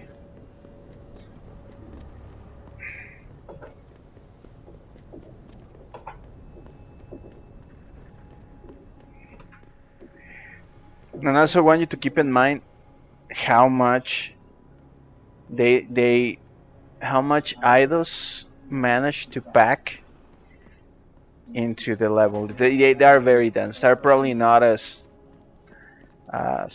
sprawling or populated as other games. It's also not Yakuza level of sprawling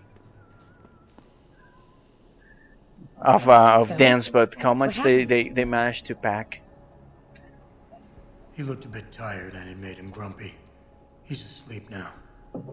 All that's left to do is go in there and cuff him. I've always liked your style, Jensen.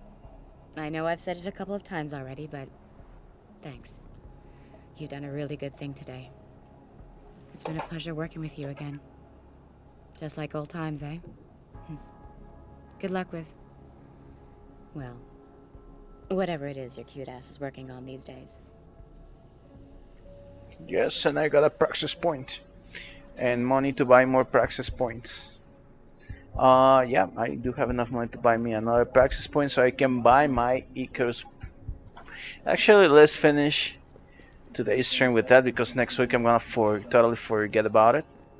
So thank you, Jana. It was a pleasure working with you. All that cup money is gonna buy me an Icarus landing gear.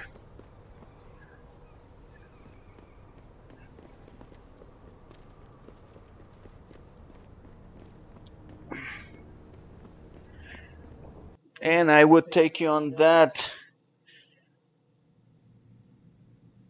But I'm a taken man. I gotta save. Will you be purchasing anything today? A Praxis kit, of course. I want me a. Please get me a Praxis kit. Thank you. Always a pleasure, sir. Pleasure was mine. Now let's get us that Icarus landing gear. Do we want that or the Typhoon? Actually, we're gonna buy the Typhoon. The Icarus landing gear is badass, but this is badass too. So there you go. Safe.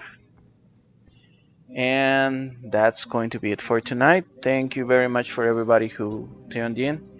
Next week, we're gonna do some more side missions and then tackle the police station. See if we can start a little bit earlier so we can do a little bit more and advance a little bit further. But in the meantime, thank you very much for tuning in and yeah, remember, like always, boots on the ground and watch Dragon Quest, your story. Bye.